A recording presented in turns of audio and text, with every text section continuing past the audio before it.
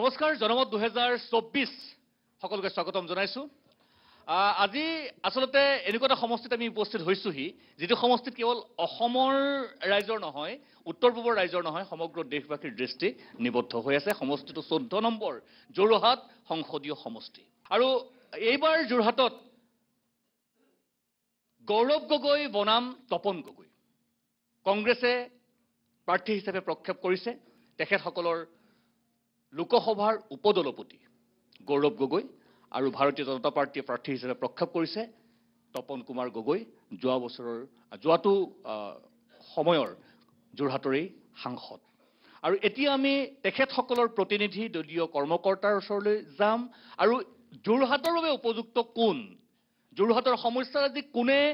সংসদত উপস্থাপন কৰিব পাৰিব সেই কথাখিনি আমি আলোচনা কৰিবলৈ চেষ্টা কৰিম আৰু ৰাইজৰ মাজলৈ মত লৈ যোৱাৰ চেষ্টা কৰিম মই পুনৰবাৰ কৈছো মোবাইল ফোন আমি হয় সাইলেন্ট মোডত ৰাখিম নহয় ভাইব্ৰেচন মোডত ৰাখিম নহয় অফ কৰিম প্ৰথমতে হেমন্ত কলিতা যোৰহাট জিলা বিজেপিৰ তেখেত সভাপতি তপন কুমাৰ গগৈ হৈ প্ৰতিনিধিত্ব কৰিছে আমাৰ অনুষ্ঠানটোত আৰু কংগ্ৰেছৰ মুখপাত্ৰ অধিবক্তা হেমেন বৰা তেখেতে গৌৰৱ গগৈ প্ৰতিনিধিত্ব কৰিছে যেহেতু সাংসদ তপন গগৈ যোৰহাট সমষ্টিটোৰ সাংসদ হৈয়ে আছে গতিকে মই প্ৰথম আপোনাৰ পৰা আৰম্ভ কৰিছো কলিতা ডাঙৰীয়া মোৰ প্ৰথম প্ৰশ্ন ওপেনিং ৰিমাৰ্কস কিয় যোৰহাটবাসীয়ে আকৌ এবাৰ তপন গগৈক সংসদলৈ পঠাব প্ৰথম কথা সাংসদ বা জনপ্ৰতিনিধি হিচাপে এজন মানৱীয় মূল্যবোধ আৰু জনদৰদী আৰু সামাজিক দায়বদ্ধতা আৰু ৰাজনৈতিক দায়বদ্ধতা এই গোটেইকেইটা দৃষ্টিকোণ যদি আমি দেখোঁ তেনেহ'লে তপন গগৈৰ কাৰ্যকালত তপন গগৈৰ দৃষ্টিভংগীত তেখেতৰ কাৰ্যক্ৰমত এই কথাকেইটা বিশেষভাৱে আমি প্ৰাসংগিক বুলি ভাবোঁ আৰু তেওঁৰ কাৰ্যকলাপে তেওঁৰ দৃষ্টিভংগীয়ে যোৰহাট লোকসভা সমষ্টিক এনে এটা মৰ্যাদা দিছে যাৰ ফলশ্ৰুতিত আমি তেওঁক এজন সাংসদ হিচাপে এতিয়া যোৰহাটৰ জনজীৱনে বিচাৰে মই ধন্যবাদ জনাইছো মোৰ ক্ৰছ কুৱেশ্যন ওপেনিং ৰিমাৰ্কছৰ কোনো কুৱেশ্যন নাথাকে সেইকাৰণে মই পৰৱৰ্তী সময়লৈ আহিছো হেমেন বৰা ডাঙৰীয়া গৌৰৱ গগৈ কিয় যোৰহাটবাসীয়ে সাংসদ হিচাপে নিৰ্বাচিত কৰিব তপন গগৈ কিয় নকৰিব যিটো কথা সুধিছে প্ৰথম কথা এজন পাৰ্লিয়ামেণ্ট এজন বিধায়কৰ প্ৰথম ভূমিকা হ'ল যে তেওঁ বিধানমণ্ডলত বিধানসভাত বা সাংসদত তেওঁ স্থানীয় সমস্যাবিলাক কেনেধৰণে উপস্থাপন কৰে তেওঁৰ প্ৰেজেণ্টেশ্যন তাৰ বাবে অধ্যয়নশীল মনোভাৱ লাগিব তাৰ বাবে তেওঁ সামাজিক পৰিৱেশ লাগিব আৰু আমি বিগত দিনবিলাকত দেখিছোঁ যে তেওঁ তেতিয়া কলিয়াবৰৰ তেওঁ সাংসদ হৈ আছিলে অকল তেওঁ কলিয়াবৰৰ নহয় তেওঁ অসমৰ নহয় তেওঁ কিন্তু সৰ্বভাৰতীয় পৰ্যায়ত জিলিকি উঠিবলৈ তেওঁ সমৰ্থ হৈছিলে এই কথাটো সকলোৱে জ্ঞাত যে তেওঁ বেষ্ট তেওঁ পাৰ্লিয়ামেণ্টৰ যিটো পুৰস্কাৰ এইটো পাবলৈ সক্ষম হৈছিল আৰু সেইবাবে গৌৰৱ গগৈ এতিয়া ঠিক আছে মই মোৰ প্ৰশ্নখিনি লৈ যোৱাৰ প্ৰাকখনত মই অকণমান জাতীয় দল সংগঠনৰ প্ৰতিনিধিসকল আছে গতিকে তেখেতসকলৰ মত লৈ লওঁ তাৰপিছত আমি দলীয় নেতাকৰ্মীসকলৰ ওচৰলৈ আহিম সদৌ অসম ছাত্ৰ সন্থাৰ প্ৰতিনিধি আছে অসম জাতীয়তাবাদী যুৱ ছাত্ৰ পৰিষদৰ প্ৰতিনিধি আছে মই প্ৰথম সদৌ অসম ছাত্ৰ সন্থাৰ প্ৰতিনিধি হিচাপে আপোনাৰ ওচৰলৈ আহিছোঁ যে প্ৰথম কথাটো হ'ল যে আমাক এজন যোগ্য সাংসদ লাগে দল যিয়েই নহওক আমাক যোগ্য সাংসদ লাগে আৰু আমাৰ সমস্যাখিনি সংসদত উপস্থাপন কৰিব পাৰিব লগা সাংসদ এজন লাগে আপোনালোকৰ প্ৰতিক্ৰিয়া কি হ'ব সমস্যাসমূহ কোনখিনি সমস্যাক লৈ জনপ্ৰতিনিধিসকলে ইছ্যু বেছ পলিটিক্স কৰা উচিত আৰু যোৰহাটক লৈ কি ধৰণৰ যোৰহতীয়া হিচাপে আপোনাৰ বিশ্লেষণ হয় সুনীতা লোকসভা নিৰ্বাচন সমাগত এতিয়া বিভিন্ন ৰাজনৈতিক দলে বিভিন্ন এজেণ্ডা লৈ ৰাইজৰ মাজলৈ আহিছে আৰু তেনে সময়ত আচলতে এই সময়ছোৱাই আচলতে ৰাইজৰ কাৰণে এটা উপযুক্ত সময় তাৰ পাছত জনপ্ৰতিনিধিজন ৰাইজৰ ৰজা হ'ব আৰু তেনে প্ৰেক্ষাপটত আমি আচলতে গুৰুত্বপূৰ্ণ স্পৰ্শকাতৰ বিষয়বোৰ আমি আলোকপাত কৰাটো অত্যন্ত প্ৰয়োজন আছে আৰু বিশেষকৈ দেখিছোঁ ৰাজনৈতিক দলবোৰে কোনো জাতীয় সমস্যাবোৰক লৈ জাতীয় বিষয়বোৰক লৈ কোনো ধৰণৰ তেওঁলোকৰ এজেণ্ডা নাই বৰ্তমান অসমত প্ৰায় 90 লাখ হিতাধিকাৰী আছে তাৰ পৰা 1.5 কোটিলৈ কেনেকৈ নিব পাৰি এই বিষয়বোৰহে আচলতে বিশেষকৈ আলোচনা হৈছে অসমত প্ৰায় 3 কোটি 30 লক্ষ মানুহ আছে তাৰ ভিতৰত যদি 1.5 কোটি মানুহে চৰকাৰৰ ওপৰতে যদি নিৰ্ভৰশীল হ'বলগীয়া হয় তেতিয়াহ'লে আমি স্বত্বাধিকাৰী কেতিয়া হ'ম আত্মনিৰ্ভৰশীল কেতিয়া হ'ম এই বিষয়বোৰ আচলতে সকলোৱে অনুধাৱন কৰাৰ প্ৰয়োজন আছে আৰু দ্বিতীয়তে ক'ব বিচাৰিছোঁ যে যোৰহাটৰ লোকসভা সমষ্টিটোত প্ৰায় 17,18,272 জন ভোটাৰ আছে এটা ভৌগোলিকভাৱে এটা বৃহৎ সমষ্টি তাত ৰাইজৰ বিভিন্ন আশা আকাংক্ষা ৰাইজৰ বিভিন্ন মতামত আছে দ্বিতীয়তে ক'ব বিচাৰিছোঁ যে যোৰহাটৰ বিধানসভাৰ ক্ষেত্ৰত যদি আমি কওঁ যোৰহাটৰ বিধানসভাত ৰাস্তা পদূলি বহলীকৰণ বা বিভিন্ন গুৰুত্বপূৰ্ণ পদক্ষেপ আমি লোৱা দেখিছোঁ কিন্তু আনফালে যদি আমি চাওঁ আজি ৩৭ নং ৰাষ্ট্ৰীয় ঘাইপথৰ যিটো দুৰৱস্থা প্ৰায় 10 বছৰ অতিক্ৰম কৰাৰ পাছতো আজিলৈকে ৰাষ্ট্ৰীয় ঘাইপথটো মেৰামতি কৰিব পৰা নোৱাৰাটো কাৰ্যক্ষম কৰিব নোৱাৰাটো এইটো চৰকাৰ বিফলতা মই দুইজনৰ ওচৰলৈ যাম তাৰ আগতে মই আৰু দুটা ভাষ্য ল'লেও তেতিয়া উত্তৰকেইটা বিচাৰিবলৈ মোৰ অসম জাতীয়তাবাদী যুৱ ছাত্ৰ পৰিষদৰ তেখেত কেন্দ্ৰীয় নেতা মই আপোনাৰ ওচৰলৈ আহিছোঁ আচলতে দেখা পোৱা যায় আমাৰ ৰাজনৈতিক পৰিৱেশটো যদিও আমি গণতন্ত্ৰ নিৰ্বাচনটো গণতন্ত্ৰৰ আটাইতকৈ মহোৎসৱ হিচাপে আমি উদযাপন কৰাটো উচিত কিন্তু যিখিনি বিষয় লৈ আচলতে ৰাজনীতি হ'ব লাগে নিৰ্বাচন এটাৰ ফালে আগবাঢ়িব লাগে ক'ৰবাত যেন আমি ক'ৰবাত স্থবিৰতা দেখা পাওঁ আমি খুব তৰল ৰাজনীতিৰ মাজেৰে যেন আমি আগবাঢ়িব লগা হয় বা ক্ৰিয়া প্ৰতিক্ৰিয়াবিলাক তেনেকুৱা আহে কোনে কেতিয়া কোনটো দল ত্যাগ কৰিলে কোনটো দলত যোগদান কৰিলে সেয়া আচলতে নহয় ইছ্যু বেছ ৰাজনীতি এটা হ'ব লাগে বৰা ডাঙৰীয়া আৰু কলিতা ডাঙৰীয়া দুয়োগৰাকী মোৰ লগত একমত হ'ব চাগে আপোনালোকৰ প্ৰতিক্ৰিয়া আহ্বান কি থাকিব আৰু যোৰহাটৰ সমষ্টি সাপেক্ষে প্ৰথমতে ভাষণ প্ৰসংগত কথা প্ৰসংগত জিলা বিজেপিৰ সভাপতি ডাঙৰীয়াই এটা কথা উল্লেখ কৰিছে যে আমাৰ যিগৰাকী বৰ্তমানৰ সাংসদ তেখেত মানৱ দৰদী বুলি কৈছে কিন্তু মই দুটা কথা সুধিব বিচাৰিছোঁ ইতিমধ্যে ছাত্ৰ সন্থাৰ বিষয়ববীয়াগৰাকীয়ে সেইখিনি কথা উল্লেখ কৰি গৈছে যে অসমৰ ইমূৰৰ পৰা সিমূৰলৈ যেতিয়া আমাৰ যিটো 4 লেনযুক্ত ৰাষ্ট্ৰীয় ঘাইপথেদি মানুহ যায় এই 37 কিলোমিটাৰ ৰাস্তা যাওঁতে 16 চনতে নিৰ্মাণ কৰি 18 চনত শেষ কৰিবলগীয়া এই পথটো ইতিমধ্যে 3টা কোম্পানীয়ে দায়িত্ব শেষ কৰাৰ পিছত 4ৰ্থ কোম্পানীটোক দিবলগীয়া হ'ল ইয়াত যি জমৰ যাতনা ভোগ কৰি আহে মই এতিয়া আপোনালোকৰ ওচৰলৈ যাব বিচাৰিছোঁ কাৰণ প্ৰশ্নখিনি যদি প্ৰথম দুটা সংগঠনৰ প্ৰতিনিধিৰ মই প্ৰশ্ন লৈ পেলাই আপোনালোকৰ ওচৰলৈ গৈছোঁ মই যদি কলিতা ডাঙৰীয়াক দুইটা প্ৰশ্ন একেলগ কৰি পেলাই মোৰো এটা সংযোজন কৰি পেলাই প্ৰশ্নটো সোধোঁ যে হয় আপুনি কৈছে মানৱ দৰদী কিন্তু তপন গগৈৰ মাননীয় সাংসদ তপন গগৈৰ মোৰ প্ৰশ্নটো অকণমান দীঘলীয়া আপুনি একেলগে লৈ ল'ব সংসদত যোৱা 5টা বছৰ যদি আমি অকণমান পৰ্যবেক্ষণ কৰোঁ তেতিয়া এজন সাংসদ হিচাপে যিটো হ'ব লাগিছিল যি ধৰণে 1996 চনৰ পৰা 2001 চনলৈকে হেমন্ত কলিতাই অসম বিধানসভাত দপদপাই আছিল তেনেকুৱা পৰিৱেশ এটা আমি দেখা নাপাওঁ প্ৰথম দ্বিতীয় তেওঁ কুৱেশ্যন কম কৰিছে তাত মোৰ আপত্তি নাই তেওঁ বিতৰ্কত কমকৈ অংশগ্ৰহণ কৰিছে তাত মোৰ ক'ব লগা নাই তেখেতে প্ৰাইভেট মেম্বাৰশ্বিপ বিল উত্থাপন কৰা নাই তাতো মোক ক'ব লগা নাই কিন্তু সাংসদৰ যিটো গড় যিটো এভাৰেজ গড় যিটো মাপকাঠি তাত সৰ্বভাৰতীয় পৰ্যায়তকৈ তেখেত তলত আছে সেইটোত মোৰ ক'ব লগা আছে আৰু সমান্তৰালভাৱে বিজেপিৰ বাবে যোৰহাট সংসদীয় সমষ্টিটো কি ডাম্পিং গ্ৰাউণ্ড নেকি যে কামাখ্যাত আছে সাংসদ আছিলে সেইবাৰ পৰিৱেশ পৰিস্থিতি বেয়া আছিলে তপন গগৈক আনিলে এতিয়া তপন গগৈ আকৌ এবাৰ দিছে গৌৰৱ গগৈক ইয়ালৈ প্ৰক্ষেপ কৰিলে কংগ্ৰেছে মই তেখেতৰ ওচৰলৈকো যাম গোটেইখিনি ৰজাৰ পৰা মন্ত্ৰীৰ পৰা সকলো উবুৰি খাই পৰিছে নিৰ্বাচনী বৈতৰণি পাৰ হ'বৰ কাৰণে অকল গৌৰৱ গগৈ সেইটোৱেই কাৰণ আপোনাৰ উত্তৰ যে যিটো আপুনি প্ৰশ্ন কৰিছে হয় যে ডাম্পিং গ্ৰাউণ্ড এই ডাম্পিং গ্ৰাউণ্ডৰ কথাটোত মোৰ একেবাৰে দ্বিমত আছে যদি এইবাৰ সাংসদ তপন গগৈক প্ৰাৰ্থী নিদিলেহেঁতেন তেতিয়াহ'লে বিদ্যায়তনিকভাৱেই হওক বা অন্য দিশৰ পৰাই হওক তেতিয়াহ'লে এইটো ডাম্পিং গ্ৰাউণ্ডলৈ পৰিণত হ'লহেঁতেন দি পেলাই পস্তাই থকা হৈছে নেকি এতিয়া কি কয় দি পেলাই পস্তাই থকা হৈছে নেকি তপন দি পেলাই অকণো আমি প্ৰশ্ন নাই কাৰণ যে আমি এনে মানুহ সাংসদ বিচাৰোঁ যাৰ জৰিয়তে সংসদত আপুনি কিছুমান নিয়ম আছে একজেক্টলি প্ৰশ্ন কোনে উত্থাপন কৰিব পাৰে প্ৰশ্নবিলাক কৰিবৰ কাৰণে আমি বহুতে নাজানো যে মন গ'লেই প্ৰশ্ন উত্থাপন কৰিব পাৰে তাত লটাৰী হয় লটাৰীত যেতিয়া কম সংখ্যক মানুহৰ পাৰ্টিৰ সদস্য থাকে স্বাভাৱিকতে তেওঁবিলাকৰ প্ৰশ্নবিলাক অকণমান বেছিকৈ পায় মই জানো এইটো কথা 300 জন যেতিয়া সাংসদ থাকে আৰু সেই 300 জন সাংসদৰ মাজৰ পৰা তপন গগৈ ভাৰতীয় জনতা পাৰ্টিত যোগদান কৰা আজি কেইবছৰ হৈছে ভাৰতীয় জনতা পাৰ্টিৰ যিটো পৰিক্ৰমা ভাৰতীয় জনতা পাৰ্টিয়ে যি ধৰণে ৰাজনৈতিকভাৱে চিন্তা চৰ্চাৰ লগত সম্পৃক্ত হৈ থাকে বা ৰাজনৈতিক দায়বদ্ধতা বিভিন্ন দায়বদ্ধতাৰে পৰিপূৰ্ণ বহুকেইজন এনে ৰাজনৈতিক ব্যক্তি আছে তাত তেওঁবিলাকৰ শাৰীত তপন গগৈ এতিয়াও বহু কনিষ্ঠ কিন্তু আজি আমাৰ গৌৰৱ গগৈক তাইক ডেপুটি লিডাৰ দিছে কিয় পৰিয়ালতন্ত্ৰবাদক আজি কংগ্ৰেছে পৃষ্ঠপোষকতা কৰে শশী থাৰুক কিয় ডেপুটি লিডাৰ দিয়া হোৱা নাই গৌৰৱ গগৈ ডাঙৰীয়াতকৈ ভাষাত সলসলীয়া শশী থাৰুৰ হাজাৰ গুণে ওপৰত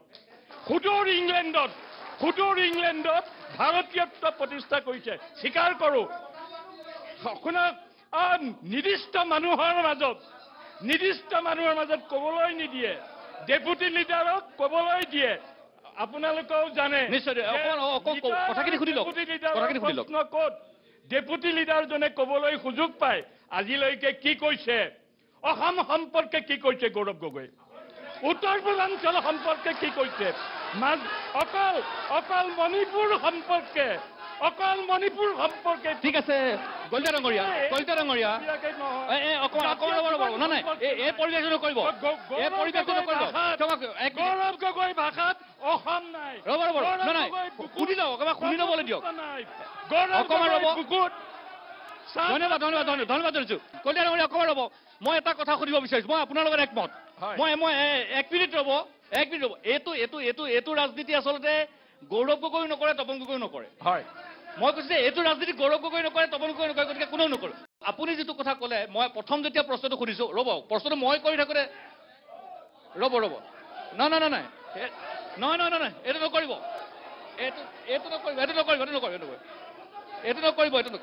মই আপোনালোকৰ প্ৰতিনিধি তাত আছে মই এইটো কথা জানিব বিচাৰিছো আপুনি যিটো কথা ক'লে যে কিছুমান নিয়ম আছে কিন্তু মই যদি আপোনাক এনেকে সুধো প্ৰথমতে মই আপোনাক কৈছিলো যে প্ৰশ্ন কম সুধিছে তাত মোৰ ক'ব লগা একো নাই বিল এখন বা বিতৰ্কত অংশগ্ৰহণ কম কৰিছে মই একমত যে এটা সৰু ভাৰতীয় দল ইমান সকল সাংসদ আছে নিৰ্দিষ্ট সময় ডিভাইডেড বাই অল এমপি সময় কম পাবই কিন্তু সংসদত উপস্থিত থাকিবলৈ লটাৰী কৰিব লাগে নেকি মোৰ দুই নম্বৰ প্ৰশ্ন উপস্থিতিৰ হাৰ সৰ্বভাৰতীয় পৰ্যায়তকৈ কম তপন গগৈ 2 নম্বৰ প্ৰশ্ন তপন গগৈ ক'ৰ পৰা আহিছে সদৌ অসম ছাত্ৰ সন্থাৰ সাধাৰণ সম্পাদক আছিল যিখিনি বিষয় লৈ এজন ছাত্ৰ নেতাই জীৱনৰ অৰ্ধেক সময় পাৰ কৰিলে সেই বিষয়খিনিক লৈ কোন দিনাখনি তপন গগৈয়ে সংসদত কিবা এটা উত্থাপন কৰিলে 1 অসম চুক্তিৰ 6 নম্বৰ দফাৰ কাৰ্যকৰীকৰণ 2 বান খহনীয়া সমস্যা 6 জনগোষ্ঠীৰ জনজাতিকৰণ বা যিখিনি দাবী লৈ তেখেতসকলে আন্দোলন কৰিছিলে ৰাজপথলৈ ওলাই আহিছিলে অনশনত বহিছিলে মোক কেইটামান উদাহৰণ দিয়কচোন অসম চুক্তিৰ 6 নম্বৰ দফা কাৰ্যকৰীকৰণৰ ক্ষেত্ৰত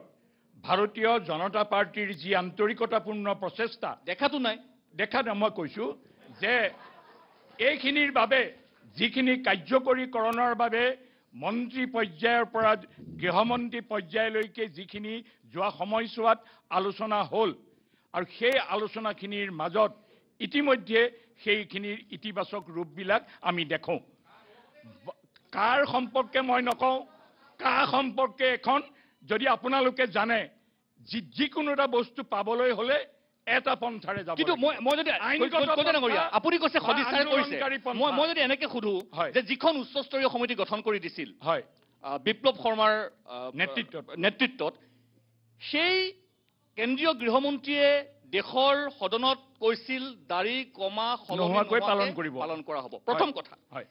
সেই প্ৰতিবেদনখন সাজু হোৱাৰ পিছত তাত যিজন চৰকাৰৰ প্ৰতিনিধি থাকে মেম্বাৰ ছেক্ৰেটাৰী তেখেতৰ চহী নোহোৱাকে ছাবমিট কৰিব লগা পৰিৱেশ এটা হ'ল দিল্লীয়ে গঠন কৰা কমিটিৰ প্ৰতিবেদন দিছপুৰে ল'ব লগা হ'ল দিছপুৰে লোৱাৰ পিছত দিল্লী পাবলৈ বহুত দূৰ বাকী থাকিল আকৌ সেইখন পৰ্যবেক্ষণ কৰিবলৈ এখন মন্ত্ৰী পৰ্যায়ৰ বৈঠক কমিটি গঠন কৰি দিয়া হ'ল অজন্তা নেওগ অতুল বৰাৰ নেতৃত্বত এয়া হৈছে কিছু কাম কৰিবৰ বাবে আমি কৰিব লাগে গতিকে কৰিবৰ বাবেই একটা ঘোষণা দিয়ে ব্যৱস্থা নকৰোঁ ভাৰতীয় জনতা পাৰ্টিয়ে এনে ব্যৱস্থাৰে কাৰ্যৱলী কৰে যি কাম আন্তৰিকতাপূৰ্ণ আৰু বাস্তৱসন্মতভাৱে হ'ব লাগিব আইনগতভাৱে ৰূপায়ণ কৰা আৰু প্ৰশাসনীয়ভাৱে ৰূপায়ণ কৰিবৰ বাবে যিখিনি ব্যৱস্থাৱলী গ্ৰহণ কৰিব লাগে সেইখিনি ঘপককৈ হৈ নপৰে এখন আইনগত কথা বা তাৰ কাৰ্যকৰীকৰণৰ কাৰণে যিখিনি ব্যৱহাৰিক প্ৰক্ৰিয়া কৰিব লাগিব সেই ব্যৱহাৰিক প্ৰক্ৰিয়াবিলাকৰ লগত সময়ৰ কিছু সময় আছে আৰু নিশ্চয় ভাৰতীয় জনতা পাৰ্টীয়ে অসমৰ জনজীৱনক এনেভাৱে গতিশীল আৰু এনেকুৱাভাৱে আশ্বস্ত কৰি তুলিছে য'ত আমি তাত সন্দেহ কৰিবলগীয়া সময়টো পাৰ হৈ গ'ল মানে দেৰি হোৱা নাই নে? ঠিক হয় মই অনুভৱ কৰোঁ হয়। যে কিছু আৰু গতিত ত্বৰান্বিত হ'ব লাগিছিল কিন্তু সময়ে সময়ে আমাক ক'ৰবাত যেন জ্যোতি পেলাইছে তেনেকুৱাও এক পৰিৱেশ হয় কিন্তু মই এটা শাসকীয় দলৰ এটা বিশেষ দায়িত্বপ্ৰাপ্ত ব্যক্তি হিচাপে বা মোৰ ৰাজনৈতিক জীৱনৰ বিভিন্ন চৰকাৰৰ কাৰ্যকলাপবিলাক বিশ্লেষণ কৰিলে মই দেখোঁ যে ভাৰতীয় জনতা পাৰ্টীৰ চৰকাৰখনে অসমৰ এই বিশেষ বিষয়টোৰ ক্ষেত্ৰত অতি আন্তৰিকতাপূৰ্ণভাৱে লৈছে অনাগত দিনতো সেই আন্তৰিকতাপূৰ্ণ ব্যৱস্থাৰে অসমৰ জনজীৱনক আশ্বস্ত কৰি তুলি তাক ব্যৱহাৰৰ আৰু কাৰ্যকৰীকৰণৰ বাবে ব্যৱস্থা ল'ব দল সংগঠনে ক'ব মই এতিয়া হেমেন বৰা ডাঙৰীয়া আপোনাৰ ওচৰলৈ আহিছোঁ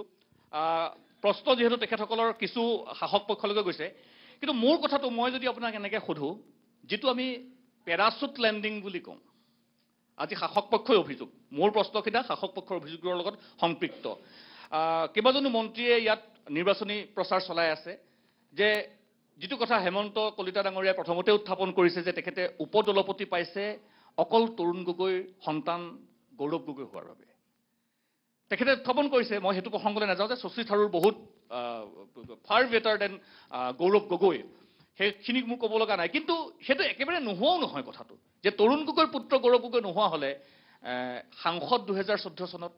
2019 চনত সাংসদ এইখিনি পৰিয়ালতন্ত্ৰৰে এটা অংশ নেকি প্ৰথম কথা হেমন্ত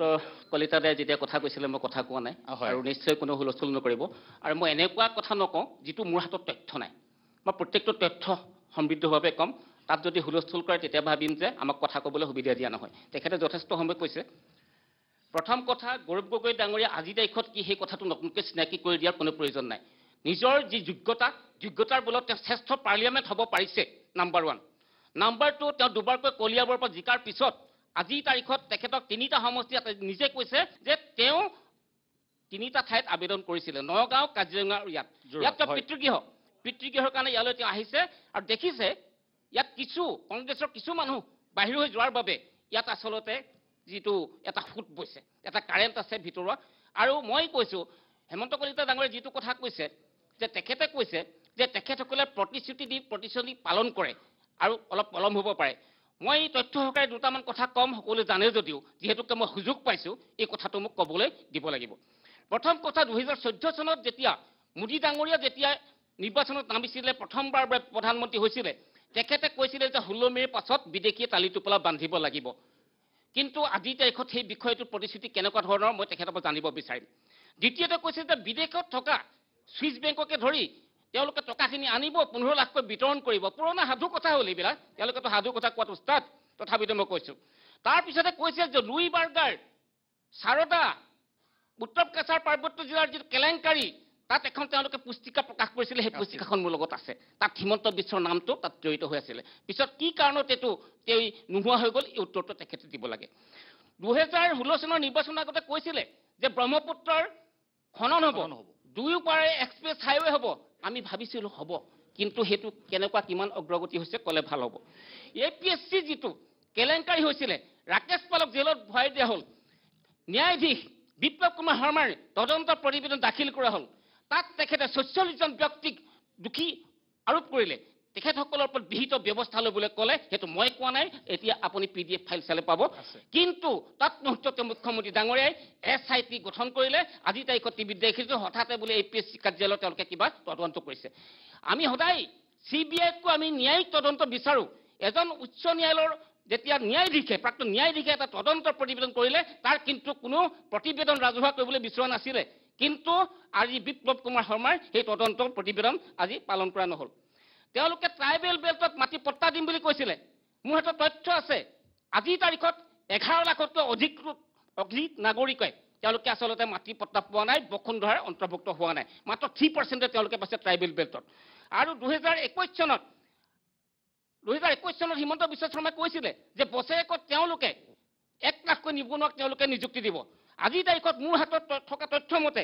তেওঁলোকে আচলতে 2 বছৰত তেওঁলোকে দিলে 84,383টা পোষ্টত এপইণ্টমেণ্ট, ভেকেণ্ট পোষ্ট, নতুন ক্ৰিয়েটিভ পোষ্ট। গতিকে মই বিচাৰিছোঁ যে এই কথাখিনি উত্তৰ দিব লাগে।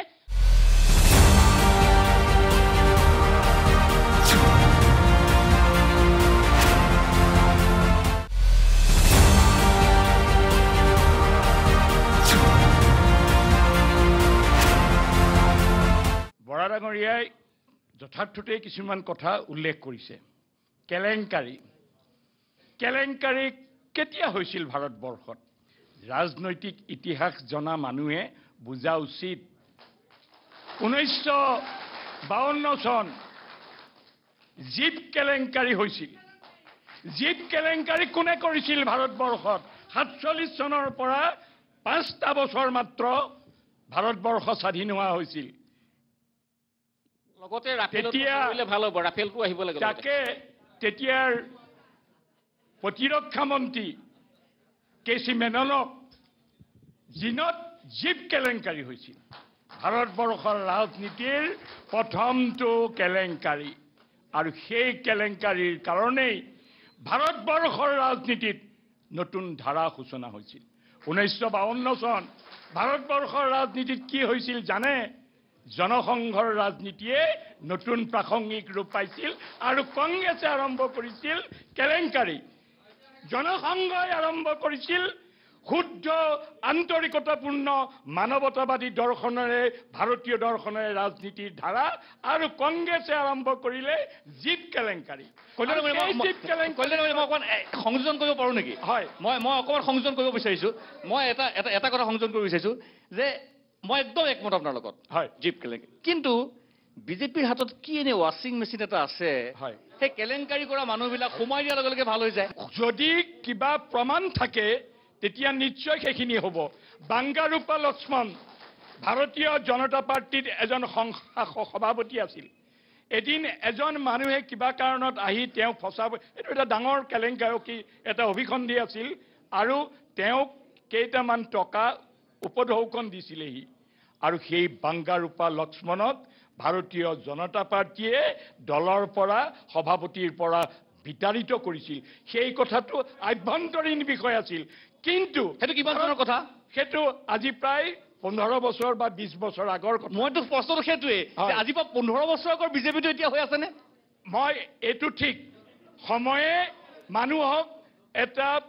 আধুনিক ধাৰণাৰ লগত, কিন্তু মই এইটো নকওঁ যে সেই আধুনিক ধাৰণাৰ লগত সম্পৃক্ত, কিন্তু মানুহ সদায়েই ৰত্নাকৰ হৈ নাথাকে। ৰত্নাকৰৰ পৰা বাল্মীকি হোৱাৰ উদাহৰণ বিভিন্ন আছে। আৰু ৰ'ব কেলে কৈছে? আপোনালোকৰ কোৱাৰ কোনো নৈতিক অধিকাৰ নাই। যিটো দলে ভাৰতৰ ইতিহাসত কলা অধ্যায়ৰ সূচনা কৰিলে,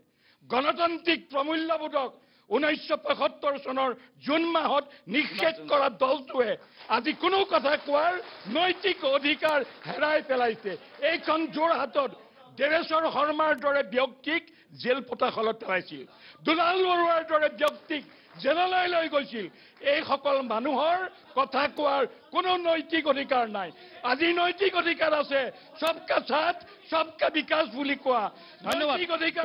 মই আকৌ আপোনাৰ ওচৰলৈ আহিম। হেমেন বৰা ডাঙৰীয়া, যিহেতুকে কৈছে এটা প্ৰশ্ন কৰিব লাগিব। দেৱেশ্বৰ শৰ্মা ডাঙৰীয়াৰ কথা কৈছে, খুব ভাল লাগিছে। আপুনি দেৱেশ্বৰ শৰ্মা ডাঙৰীয়াৰ কথা কৈছে, কিন্তু এই তপন গগৈ ডাঙৰীয়া এই দেৱেশ্বৰ শৰ্মাৰ লগত আপোনাৰ তুলনা কৰিব পাৰি নহয়? 1 নম্বৰ। 2 নম্বৰ ঠিক আছে, নালাগে ভুল ব্যাখ্যা নিদিব, ভুল ব্যাখ্যা নিদিব। কৰিছে বুলি কোৱা নাই, কৰিছে বুলি কোৱা নাই, কৰিছে বুলি কোৱা নাই, মই কৰিছে বুলি কোৱা নাই। মই কৈছো যে সেইটো কৰিব পাৰি নেকি মই সুধিছো। মোৰ প্ৰশ্নটো হৈছে খেলি মেলি লগাই নকয়। মই ধুনীয়া প্ৰশ্ন এটা তেখেতৰ পৰা বিচাৰিছো। তেখেতে মই কৈছো যে মই প্ৰশ্ন নকৰোঁ, পিছত কৰিম। ধন্যবাদ জনাইছোঁ। ঠিক আছে, মই অকণমান নন পলিটিকেল যিখিনি অৰাজনৈতিক সংগঠন প্ৰশ্ন কৰিম, আছে মই যাম। মোৰো প্ৰশ্ন আছে। মই অকণমান আটাচুৰ প্ৰতিনিধি আছে, মই তাৰপিছতে মই নিৰপেক্ষ বহু মানুহো আছে, আৰু ছাত্ৰ সমাজৰ প্ৰতিনিধি আছে। আমি কথাখিনিতো শুনিলোৱেই। ৰাজনৈতিক ফালে কথাটো গুচি গ'লে কি হয় পৰিৱেশটো আমি সকলোৱে দেখিলোঁ গতিকে অকণমান ৰাজনীতিৰ পৰা প্ৰশ্নটো কৰিয়ে দিছোঁ প্ৰশ্নটো মই- সেইকাৰণে কৰিছোঁ। অলপ পিছলৈ- মই প্ৰশ্নটো দাদা, কৰিব পিছলৈ লাগিব। আহিম। মই কৈছোঁ No. মই কৈছোঁ এজন বিজেপি নেতা দেখুৱাই দিয়ক যি স্বাধীনতা আন্দোলনত অংশগ্ৰহণ কৰিছিলে মই পিছত এজন মই পিছত আহি নেতা আছোঁ দেখুৱাই মই দিয়ক পিছত আহি যি জেলৰ ভাত ক্ষমা খাইছিলে। কৰোঁ মই পিছত আহি আছোঁ জ্বলন্ত সমস্যা আমাৰ মাজত আছে কোনো এটা ৰাজনৈতিক দলে কি কংগ্ৰেছ তেতিয়া আছিল বা বিজেপি যিমান সদিচ্ছাৰে আগবাঢ়িব লাগিছিল সাধাৰণ সংবাদ মাধ্যমৰ কৰ্মী হিচাপে সিমান সদিচ্ছা আমি দেখা পোৱা নাই আপোনালোকৰ ক'ব লগা হয় নমস্কাৰ জনাইছোঁ যে যিকোনো এটা ৰাজনৈতিক দলে আমাৰ জাতীয় সমস্যাবোৰ তেওঁলোকে নিৰ্বাচনী ইছ্যু হিচাপে ব্যৱহাৰ কৰা দেখি আহিছোঁ মই কিন্তু তেওঁলোকৰ কোনো সেইখিনি সমস্যাখিনি নিৰ্মূল কৰাৰ ক্ষেত্ৰত আজিলৈকে তেওঁলোকৰ কোনো সদিচ্ছাৰ অভাৱ বুলি মই ক'ব খুজিছোঁ আৰু আমি এটা কথা জানিব বিচাৰিম যে উন্নয়নৰ কথাবিলাক চলি আছে আমি দেখিছোঁ যে উন্নয়নটোৱে এটা ৰাজনীতি দলৰ মানে সফলতা বিফলতাৰ কোনো কাৰণ হ'ব নোৱাৰে কিয়নো উন্নয়নটো এটা হৈছে গতানুগতিক ধাৰা উন্নয়ন হৈ থাকিব উন্নয়ন এটা প্ৰক্ৰিয়া কিন্তু আমাৰ আহিবলগীয়া সাংসদ যিজনে হ'ব যোৰহাট সাংসদীয় সমষ্টিত গৌৰৱ গগৈ ডাঙৰীয়া হওক বা তপন কুমাৰ গগৈ ডাঙৰীয়া হয় তেওঁলোকে আমাক কি নতুনত্ব দিব আমাৰ শিক্ষা বা কাৰিকৰী শিক্ষাৰ ক্ষেত্ৰত বা প্ৰযুক্তিবিদ্যাৰ ক্ষেত্ৰত আমাৰ যুৱ সমাজক কিদৰে আগুৱাই নিব বা আমাৰ যিকোনো ধৰণৰ অকল চৰকাৰী চাকৰিখিনি সৃষ্টি কৰি চমক প্ৰদান কৰাতে নহয় কিন্তু তাৰ ক্ষেত্ৰত যদি উদ্যোগীকৰণ যদি কিবা কৰে নতুন যদি উদ্যোগ বা প্ৰতিষ্ঠান আনে তেতিয়া হয়তো বহুখিনি আমাৰ নিবনুৱা সমস্যা হয়তো নিৰ্মূল হ'ব কিন্তু আৰু বিশেষকৈ মই এটা জনগোষ্ঠীয় এটা সংগঠনৰ প্ৰতিনিধি হিচাপে মই প্ৰথমে ক'ব বিচাৰিম যে আমাৰ 6 জনগোষ্ঠীৰ জনজাতিকৰণ আমি প্ৰতিখন চৰকাৰৰ দিনতে দেখিছোঁ যে নিৰ্বাচনী বৈতৰণি পাৰ হোৱা এটা আহিলা হিচাপে তেওঁলোকে 6 জনগোষ্ঠীৰ জনজাতিকৰণটো ব্যৱহাৰ কৰি আহিছে কিন্তু কংগ্ৰেছ চৰকাৰৰ দিনতো দেখিলোঁ বা এতিয়া বিজেপি চৰকাৰৰ দিনত দেখিলোঁ যে জনজাতীয় যিটো জনগোষ্ঠীয় যিটো লোকসকলৰ সমস্যা যিটো সেই সমস্যাটো কোনো কালে তেওঁলোকে গুৰুত্ব দিয়া নাই আৰু বিশেষকৈ তপন কুমাৰ গগৈ ডাঙৰীয়াও আমাৰ আহোম জনগোষ্ঠী এজন এটা গৌৰৱ গগৈ ডাঙৰীয়া আহোম জনগোষ্ঠী এজন কিন্তু তেওঁলোকৰ আজিলৈকে মই দেখা নাই যে জনগোষ্ঠীয় ক্ষেত্ৰত যিটো তেওঁলোকে বা জনজাতিকৰণৰ ক্ষেত্ৰত যিটো পদক্ষেপ গ্ৰহণ কৰিব লাগে যে বলিষ্ঠ সেইটো তেওঁলোকে একেবাৰে গ্ৰহণ কৰা নাই আৰু এইবাৰ নিৰ্বাচনত কিন্তু 6 জনগোষ্ঠী জনজাতিকৰণৰ কিন্তু এটা প্ৰভাৱ পৰিব গুৰুত্ব প্ৰভাৱ পৰিব আৰু জনগোষ্ঠীয় ৰাইজে এবাৰ কিন্তু কঁকালত টঙালি বান্ধিছে ইয়াৰ উত্তৰ তেওঁলোকে পাবই মই অকণমান আপোনাৰ ওচৰলৈ আহিছোঁ খুব চমুকৈ কথাখিনি মই উত্থাপন কৰিব বিচাৰিম যে কেনেকুৱা ধৰণৰ প্ৰতিনিধি হোৱা উচিত যোৰহাট সংসদীয় সমষ্টিৰ পৰা যে এবাৰ লোকসভা নিৰ্বাচনত যোৰহাট সংসদীয় সমষ্টিটো আমি কৈছোঁ যে আটাইতকৈ এটা গুৰুত্বপূৰ্ণ সমষ্টিৰ কাৰণে ইয়াত চকু নিবদ্ধ হৈ আছে শাসকীয় তপন গগৈৰ বিৰুদ্ধে এবাৰ ভাৰতীয় জাতীয় কংগ্ৰেছ বা বিৰোধী দলৰ এজন শক্তিশালী নেতা গৌৰৱ গগৈৰ কথা আমি কৈছোঁ যে গৌৰৱ গগৈয়ে কেৱল অসমৰেই নহয় সমগ্ৰ উত্তৰ পূৰ্বাঞ্চলৰ কিছুমান সমস্যা তেখেতে শক্তিশালীভাৱে সংসদত প্ৰতিষ্ঠা কৰি তেখেতে দেশৰ ভিতৰতে তেখেতে নিজকে নিজৰ প্ৰতিভা তেখেতে প্ৰমাণিত কৰিবলৈ সক্ষম হৈছে আৰু কেইবাটাও ডিবেটত তেখেতে অংশগ্ৰহণ কৰিবলৈ সক্ষম হ'লে য'ত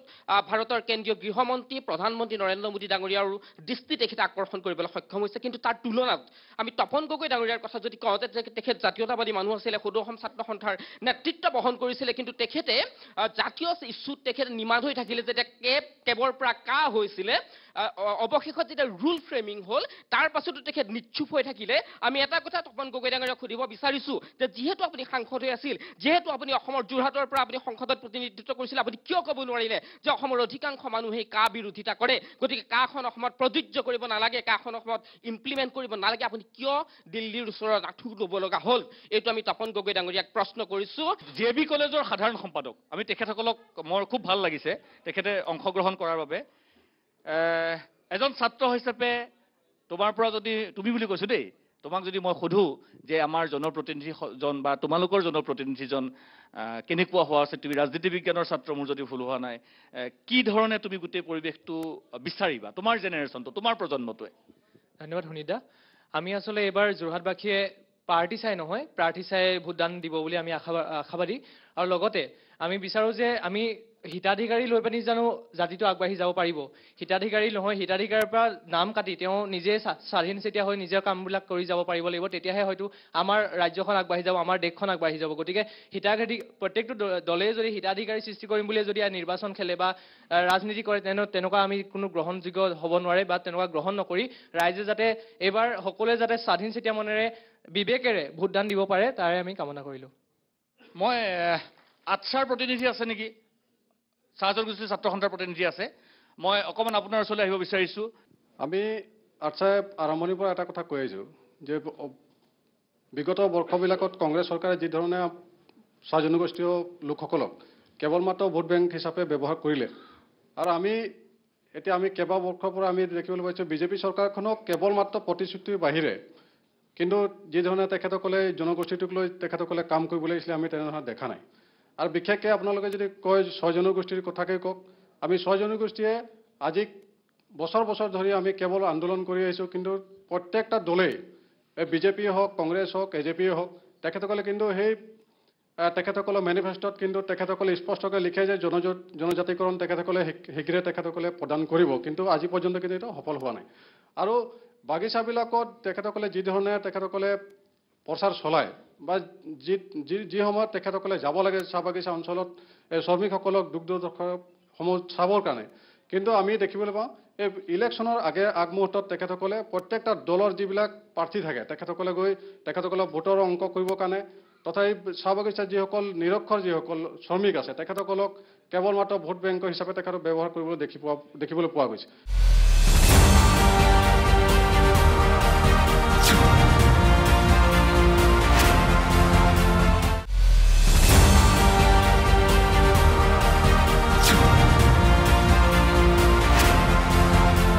বীৰ লাচিত সেনাৰ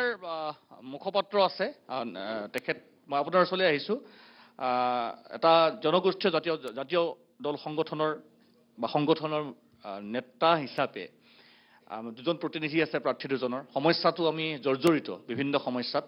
আৰু তাতকৈ ডাঙৰ কথা যে যি লংকালে যায় ৰাৱণ সিয়েই হয় বুলি আমাৰ যিটো আপ্তবাক্য আছে আমাৰ সমস্যাসমূহৰ কথা তেখেতসকলে পাহৰি যায় গতিকে এতিয়া নিৰ্বাচন সমাগত আমি কি আহ্বান জনাব পাৰোঁ আৰু কেনে জনপ্ৰতিনিধি বিচাৰোঁ শোণিত কুমাৰ বুঢ়ানগৰে আপোনাক ধন্যবাদ জনাইছোঁ বীৰ লাচিত সেনা অসমৰ তৰফৰ পৰা জনমত 2024লৈ নিমন্ত্ৰণ জনোৱাৰ বাবে প্ৰথম কথাটো হৈছে যে অসমখন আমি সৰুৰে পৰা আমিতো একেবাৰে আন্দোলনৰ সময়ত জন্ম হোৱা মানুহ গতিকে আমি দুটা বছৰ শৈক্ষিক বছৰ আমি লোকচান কৰিছোঁ তেতিয়াৰ পৰা আমি বহু চৰকাৰ দেখিলোঁ প্ৰধানতঃ দুটা দল আমি এতিয়া দেখিবলৈ পাইছোঁ যে এটা দল 855 জন শ্বহীদৰ তেজেৰে ৰঞ্জিত ইতিহাসত ৰাজনীতি কৰিছে আৰু এটা দল আনটো দলে সৌসিদিনা মাত্ৰ কা আন্দোলনত 5টাকৈ নিৰীহ কণমানিক হত্যা কৰি পেলাই ৰক্ত ৰঞ্জিত হৈ পেলাই সেই তাৰ ইতিহাসেৰে ৰাজনীতি কৰাৰ দল আমি দেখিলোঁ কিন্তু এই আমি সৰুতে কিছুমান কথা শুনিবলৈ পাইছিলোঁ যে অসম এজনী আচলতে ক্ষীৰতী গাই যাৰ মুখখন আছে অসমত আৰু যি গাখীৰ উৰোৱা বাটকেইটা আছে দিল্লীত এনেকৈ বুলি আমি সৰুতে শুনিবলৈ পাইছিলোঁ আৰু আজি পৰ্যন্ত এই মোৰ 52 বছৰ বয়স হ'ল এতিয়ালৈকে আমি এই দুটা শব্দ সদায় শুনি আহিছোঁ অস্তিত্ব ৰক্ষা এই শব্দকেইটা শুনি আহি আমি অত্যন্ত আচলতে এই মুহূৰ্তত আমি হতাশ হৈ পৰিবলগীয়া হৈছে ইমান বছৰৰ স্বাধীনতাৰ ইমান বছৰৰ পিছতো হয় কংগ্ৰেছেও বহুত কাম কৰিছে নকৰা নহয় বিজেপিও বহুত কাম কৰিছে নকৰা নহয় ভাল কাম দুয়োটা দলেই কৰিছে কিন্তু বেয়া কামো দুয়োটা দলেই কৰিছে অসমখনক উন্নতিৰ জখলাত ওপৰলৈ নিবলৈ হ'লে আমি বিশ্বাস কৰোঁ সম্পূৰ্ণ ৰাষ্ট্ৰীয়তাবাদীৰ ওচৰত আঁঠু নাকাঢ়ি দিল্লীৰ দৰবাৰত দপদপাই থাকি অসমৰ যিবিলাক প্ৰয়োজনীয় বিষয় আছে সেই বিষয়বিলাক উত্থাপন কৰি হজুৰেৰে দাবীসমূহ উত্থাপন কৰি তাৰ পৰা অধিকাৰসমূহ আজুৰি আনিব পৰা সাংসদ আমাক লাগে ধন্যবাদ আৰু ক'বলৈ বহু হয় মই অকণমান তোমাৰ ওচৰলৈ আহিছোঁ প্ৰতিনিধিসকল আছে তাৰপিছতে মই তেখেতসকলৰ ওচৰলৈ যাম কি ধৰণৰ জনপ্ৰতিনিধি বিচাৰোঁ সমস্যাসমূহ সমাধানৰ ক্ষেত্ৰত প্ৰথমতে আপুনি উল্লেখ কৰিছিলে যে ভাৰতবৰ্ষৰ গণতন্ত্ৰৰ এখন গণতন্ত্ৰৰ উৎসৱ মহোৎসৱ বুলি আপুনি যিহেতু প্ৰকাশ কৰিছে কিন্তু মই ৰাজনীতি বিজ্ঞানৰ এজন ছাত্ৰ হিচাপে লক্ষ্য কৰিছোঁ যেতিয়াৰ পৰাই এই বিষয়সমূহৰ ক্ষেত্ৰত জড়িত হৈছোঁ অধ্যয়ন কৰিছোঁ তেতিয়াৰ পৰা দেখা পাইছোঁ যেন এই চৰকাৰখন অহাৰ দিনৰ পাছৰ পৰা ভাৰতবৰ্ষৰ গণতান্ত্ৰিক ব্যৱস্থাটোক যেন মষিমূৰ কৰিবলৈ বা মোহাৰি পেলাবলৈ চেষ্টা কৰা হৈছে আমি দেখিছোঁ ভাৰতবৰ্ষৰ বিৰোধী দলসমূহক কেনেধৰণে নিষেধ কৰিবলৈ যত্ন কৰা হৈছে কেনেধৰণে বিৰোধী কণ্ঠৰুদ্ধ কৰিবলৈ কেনেধৰণে যত্ন কৰা হৈছে কেনেধৰণে ভাৰতবৰ্ষৰ যিসমূহ স্বতন্ত্ৰ সংস্থা এই স্বতন্ত্ৰ সংস্থাসমূহৰ ওপৰত কেনেধৰণে কুঠাৰাঘাত কৰিবলৈ চেষ্টা কৰা হৈছে এইসমূহ আমি দেখিছোঁ গতিকে ৰাজনীতি বিজ্ঞানৰ ছাত্ৰ হিচাপে খুবেই দুখিত হৈছোঁ আৰু ভৱিষ্যতৰ ভাৰতবৰ্ষৰ গণতান্ত্ৰিক দেশখন থাকিবগৈ নে নাই সেই কথাত আমি খুবেই সন্দেহ প্ৰকাশ কৰিছোঁ আৰু দ্বিতীয়তে ক'ব বিচাৰোঁ যে এজন ছাত্ৰ হিচাপে আমি লক্ষ্য কৰিছোঁ যে এই চৰকাৰখনে শেহতীয়াকৈ কিছুমান নীতি গ্ৰহণ কৰিছে যে শিক্ষানুষ্ঠানসমূহ তেখেতসকলে বন্ধ কৰিবলৈ তেওঁলোকে তৎপৰতা গ্ৰহণ কৰিছে তাৰ নাম দিছে তেওঁলোকে একত্ৰীকৰণ কিন্তু একত্ৰীকৰণৰ নাম দি এমালগেমেশ্যনৰ নাম দি তেওঁলোকে বিদ্যালয়সমূহক তেওঁলোকে একত্ৰীকৰণ কৰি তেওঁলোকে দৰিদ্ৰ পৰিয়ালৰ ছাত্ৰ ছাত্ৰীসকলক আন এখন স্কুল যিখন স্কুল তেওঁলোকৰ ঘৰৰ পৰা বহু বাট কৰি বাই দূৰত থাকিব সেই ছাত্ৰ ছাত্ৰীসকলক তেওঁলোকে শিক্ষাৰ পৰা বঞ্চিত নকৰিবনে তাৰ পৰিৱৰ্তে আমি দেখিবলৈ পাইছোঁ অসমৰ মুখ্যমন্ত্ৰীগৰাকীৰ পত্নীয়ে বিলাসী স্কুল খুলিছে সেই স্কুলত আমাৰ সাধাৰণ শ্ৰেণীৰ ছাত্ৰ ছাত্ৰীসকলৰ মোৰ দৰে পৰিয়ালৰ ছাত্ৰ ছাত্ৰীসকলৰ পঢ়িবলৈ সামৰ্থ্য নাই তাৰ পৰিৱৰ্তে আমি দেখিবলৈ পাইছোঁ শিক্ষা আৰু স্বাস্থ্য অসমৰ স্বাস্থ্য খণ্ডৰ বৰ্তমান সময়ত এক ভয়া লগা অৱস্থা বৰ্তমান সময়ত তেখেতসকলে ক'ব প্ৰতিনিধিসকলে ক'ব যে উন্নয়নৰ নামত তেখেতসকলে কিন্তু তেওঁলোকে তেওঁলোকে চিকিৎসা মহাবিদ্যালয়ৰ নামত বিল্ডিংহে নিৰ্মাণ কৰিছে কিন্তু যোৰহাট চিকিৎসা মহাবিদ্যালয়ৰ যিটো বৰ্তমানৰ অৱস্থা বৰ্তমানৰ সাংসদগৰাকীকে চিকিৎসা কৰিবলৈ যোৰহাট চিকিৎসা মহাবিদ্যালয়ৰ সামৰ্থ্যতা নাই ছটা প্ৰথম আপোনাৰ ওচৰলৈকে আহিছোঁ মই যে তেখেতে যিটো অভিযোগ উত্থাপন কৰিলে আৰু শাসক পক্ষত যেতিয়া থকা যায় প্ৰশ্নৰ সন্মুখীন হ'বই লাগিব সেইটো অৱধাৰিত এতিয়া মোৰ প্ৰশ্নটো হ'ল আজিৰ পৰা ঠিক 3 মাহমানৰ আগত মোৰ এজন সতীৰ্থ দুৰ্ঘটনাগ্ৰস্ত হৈছিল মোৰ মৰিয়নিৰ সাংবাদিকগৰাকী তেখেতক JMCHত ভৰ্তি কৰা হ'ল যোৰহাট মেডিকেল কলেজ হাস্পতালত ততাতৈয়াকে মোৰ তাত খবৰ আহিল মই গুৱাহাটীত কৰ্তব্যৰত যে ইয়াত নহ'ব ইমিডিয়েট JMCH ৰেফাৰ কৰিব গুৱাহাটী ৰেফাৰ কৰিব লাগিব কিয় নহ'ব যে ইয়াত CT স্কেন কৰিব পৰা নাযাব CT স্কেন কৰিব নোৱাৰা চিকিৎসা মহাবিদ্যালয়খন থকাতকৈ নথকা ভাল নেকি আপুনি যিটো কথা কৈছে আৰু সেই কথাটো বাৰু আপুনি নিশ্চয়কৈ এটা দিনৰ কথা কৈছে আৰু হয় মই এইটো স্বীকাৰ কৰিছোঁ কাৰণ যোৰহাট মেডিকেল কলেজৰ মাজতে আমাৰ MRI মেচিন বা আমাৰ CT স্কেনৰ মেচিনটো অলপ আমাৰ বিজুতি ঘটিছিল কিন্তু এতিয়া বৰ্তমান সেইখিনি পূৰ্ণাংগ ৰূপত হৈ উঠিছে আৰু সেই কথা আপোনালোকক জনাবলৈ পাই সুখী হৈছোঁ আৰু হয় দুখিত যে সেইদিনাখন আপোনাৰ চেনেলৰ ব্যক্তিগৰাকীক আমি উদাহৰণ হয় আৰু সেইটো আমিও দুখ পাইছোঁ আৰু কেতিয়াবা হয়তো আমিও হয়তো দেখিছোঁ কিন্তু এই মেচিনবিলাক আচলতে মেডিকেল কলেজখনত এতিয়া আপুনি ৰাতিপুৱা যদি যায় পুৱাৰ ভাগত যদি যায় আপুনি মানুহে লোকাৰণ্য হৈ থাকে গতিকে সেই এটা বা দুটা বা তিনিটা মেচিনে আচলতে অকণমান অসুবিধা হয় গতিকে তেনে ক্ষেত্ৰত কেতিয়াবা মেচিনেৰী বস্তু কেতিয়াবা অসুবিধা হয় বা কেতিয়াবা বেয়া হয় সেইবোৰ আকৌ উন্নত মানে নিৰ্মাণ কৰি মানে ভাল কৰা যায় আৰু কেতিয়াবা দুই এটা মেচিনৰ কথা আছে সেইটো মই কেতিয়াও স্বীকাৰ নকৰোঁ আৰু নিশ্চয়কৈ ভাল হ'ব আৰু আগন্তুক নিৰ্বাচন লোকসভা নিৰ্বাচনৰ 4 তাৰিখে যি আমাৰ ফলাফল ঘোষণা হ'ব তাত আমাৰ মিত্ৰ দলৰ আমাৰ EPPL অগপ ভাৰতীয় জনতা পাৰ্টিক গোটেইখিনি আমি গোট খাই 13খন আসনৰ ভিতৰত আমি 12খন আসনত আমি বিপুল ভোটত জয়যুক্ত যোৰহাট জিকিব পুৰা 100% যোৰহাটত জিকিব হয়তো আপোনাৰ ওচৰলৈ আহিছোঁ নৰেন্দ্ৰ মোদী ডাঙৰীয়াই সেইটো সময়ত কৈছিল যে কংগ্ৰেছক আপোনালোকে 60 বছৰ দিলে মোক 60 মাহ দিয়ক মই প্ৰশ্নটো কৰি লওঁ 60 মাহ ইনটু 2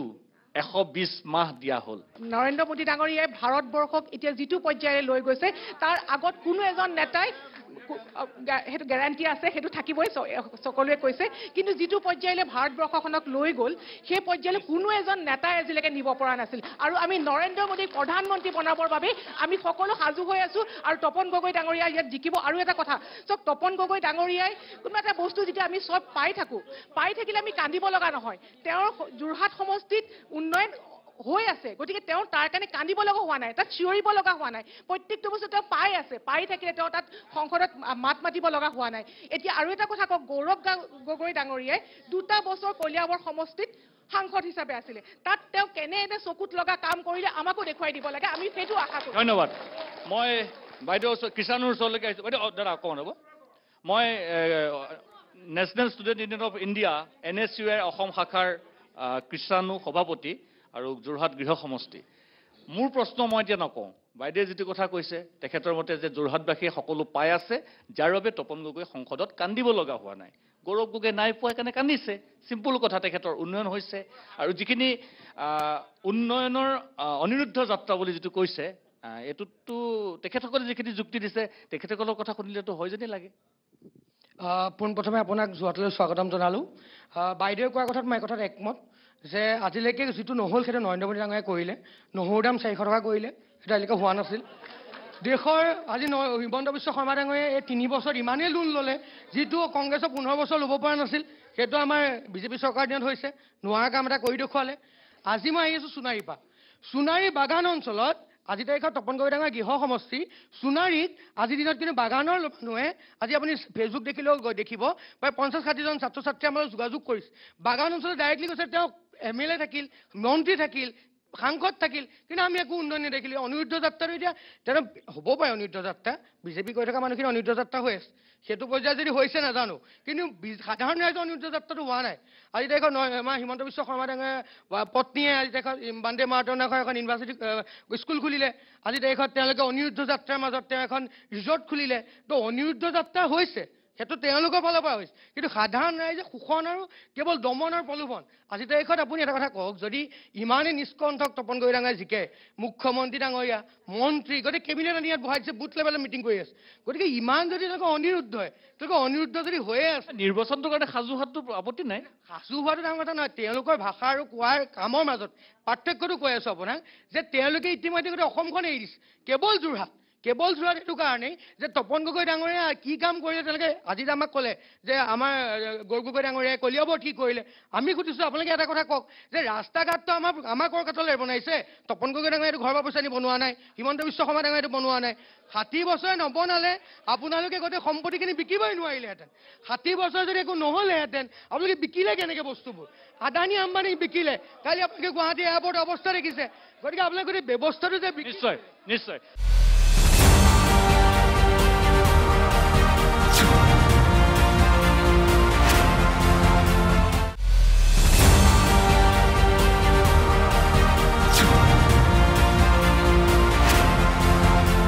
বাইদেউ এতিয়া তেখেতসকলে ক'লে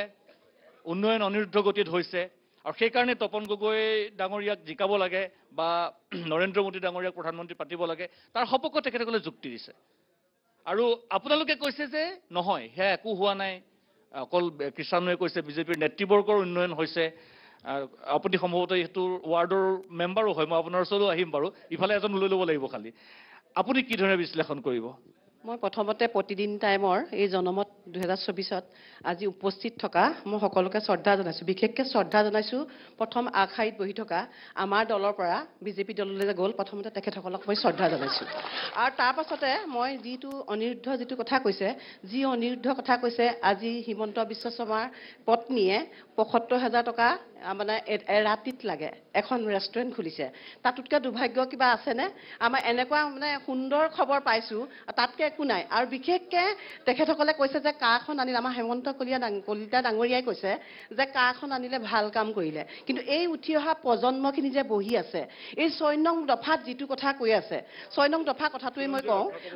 আপোনালোকে চিন্তা কৰক আজি এটা ডিপাৰ্টমেণ্টত যেতিয়া এটা পোষ্ট ওলাব ওলোৱাৰ লগে লগে যেতিয়া ৪০,০০০ দিনা পোষ্ট এটা ওলালে ওলোৱাৰ লগে লগে অসমৰ নিবনুৱাই 1 লাখ যেনিবা ইণ্টাৰভিউ দিব কাইলৈ বাহিৰৰ দেশৰ পৰা যেতিয়া 2 লাখ নিবনুৱাই ইণ্টাৰভিউ দিব তেতিয়া আমাৰ এই উঠি অহা প্ৰজন্মৰ অৱস্থা কি হ'ব প্ৰথমতে তেখেতে মোক প্ৰশ্নটো উত্তৰ দিব লাগিব এতিয়া আজি হিমন্ত বিশ্ব শৰ্মাই আজি চিন্তা কৰক আজি তৰুণ গগৈ ডাঙৰীয়াই 17টা কোম্পানী মালিক গৌৰৱ গগৈ ডাঙৰীয়াক বনাব নোৱাৰিলে কিন্তু আজি 17টা কোম্পানী মালিক বনাই থকা কাক গ'ল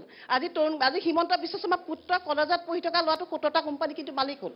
আজি তৰুণ গগৈ ডাঙৰীয়াই আজি চিন্তা কৰক প্ৰয়াত মুখ্যমন্ত্ৰীয়ে তেখেতৰ পুত্ৰক আজি এখন ডাঙৰ ঘৰ বনাই থৈ যাব নোৱাৰিলে তেখেত আজি সাংসদ নিৰ্বাচন খেলিছে এখন ভাল ঘৰো নাই ৰাইজক লগ কৰিবলৈ তাতকৈ আৰু কিবা আছে নে আপোনালোকে চিন্তা কৰক আমাৰ প্ৰয়াত মুখ্যমন্ত্ৰী ডাঙৰীয়া এটাই চিন্তা কৰিলে ৰোৱনী বোৱনী দাৱনী এইখিনিহে চিন্তা কৰিছিলে আজি তেখেতসকলে যিটো ফুটনি মাৰিছে এই মেডিকেল কলেজখন কংগ্ৰেছে গঢ়ি থৈ গৈছিলে কংগ্ৰেছে গঢ়ি থৈ যোৱাত আপোনালোকে জানে যে আজি উঠি অহা প্ৰজন্মৰ কেইবাজন যুৱকেও কৈছে যে আজি মেচিনকেইটা নাইকিয়া তাতকৈও দুখৰ কিবা আছেনে আজি তেখেতৰ ভৰিটো ভাগিছে যিজনে আজি সাংসদ খেলিছে তেখেতৰ ভৰিটো ভাগিছে তেখেতৰ আজি যোৰহাটত ট্ৰিটমেণ্ট কৰিব কিয় নোৱাৰিলে আজি আমাৰ দুখীয়া প্ৰজন্মই কি বিচাৰে মেডিকেলখনলৈ যায় মেডিকেলখনলৈ গৈ পেলাই ট্ৰিটমেণ্ট এটা বিচাৰে যে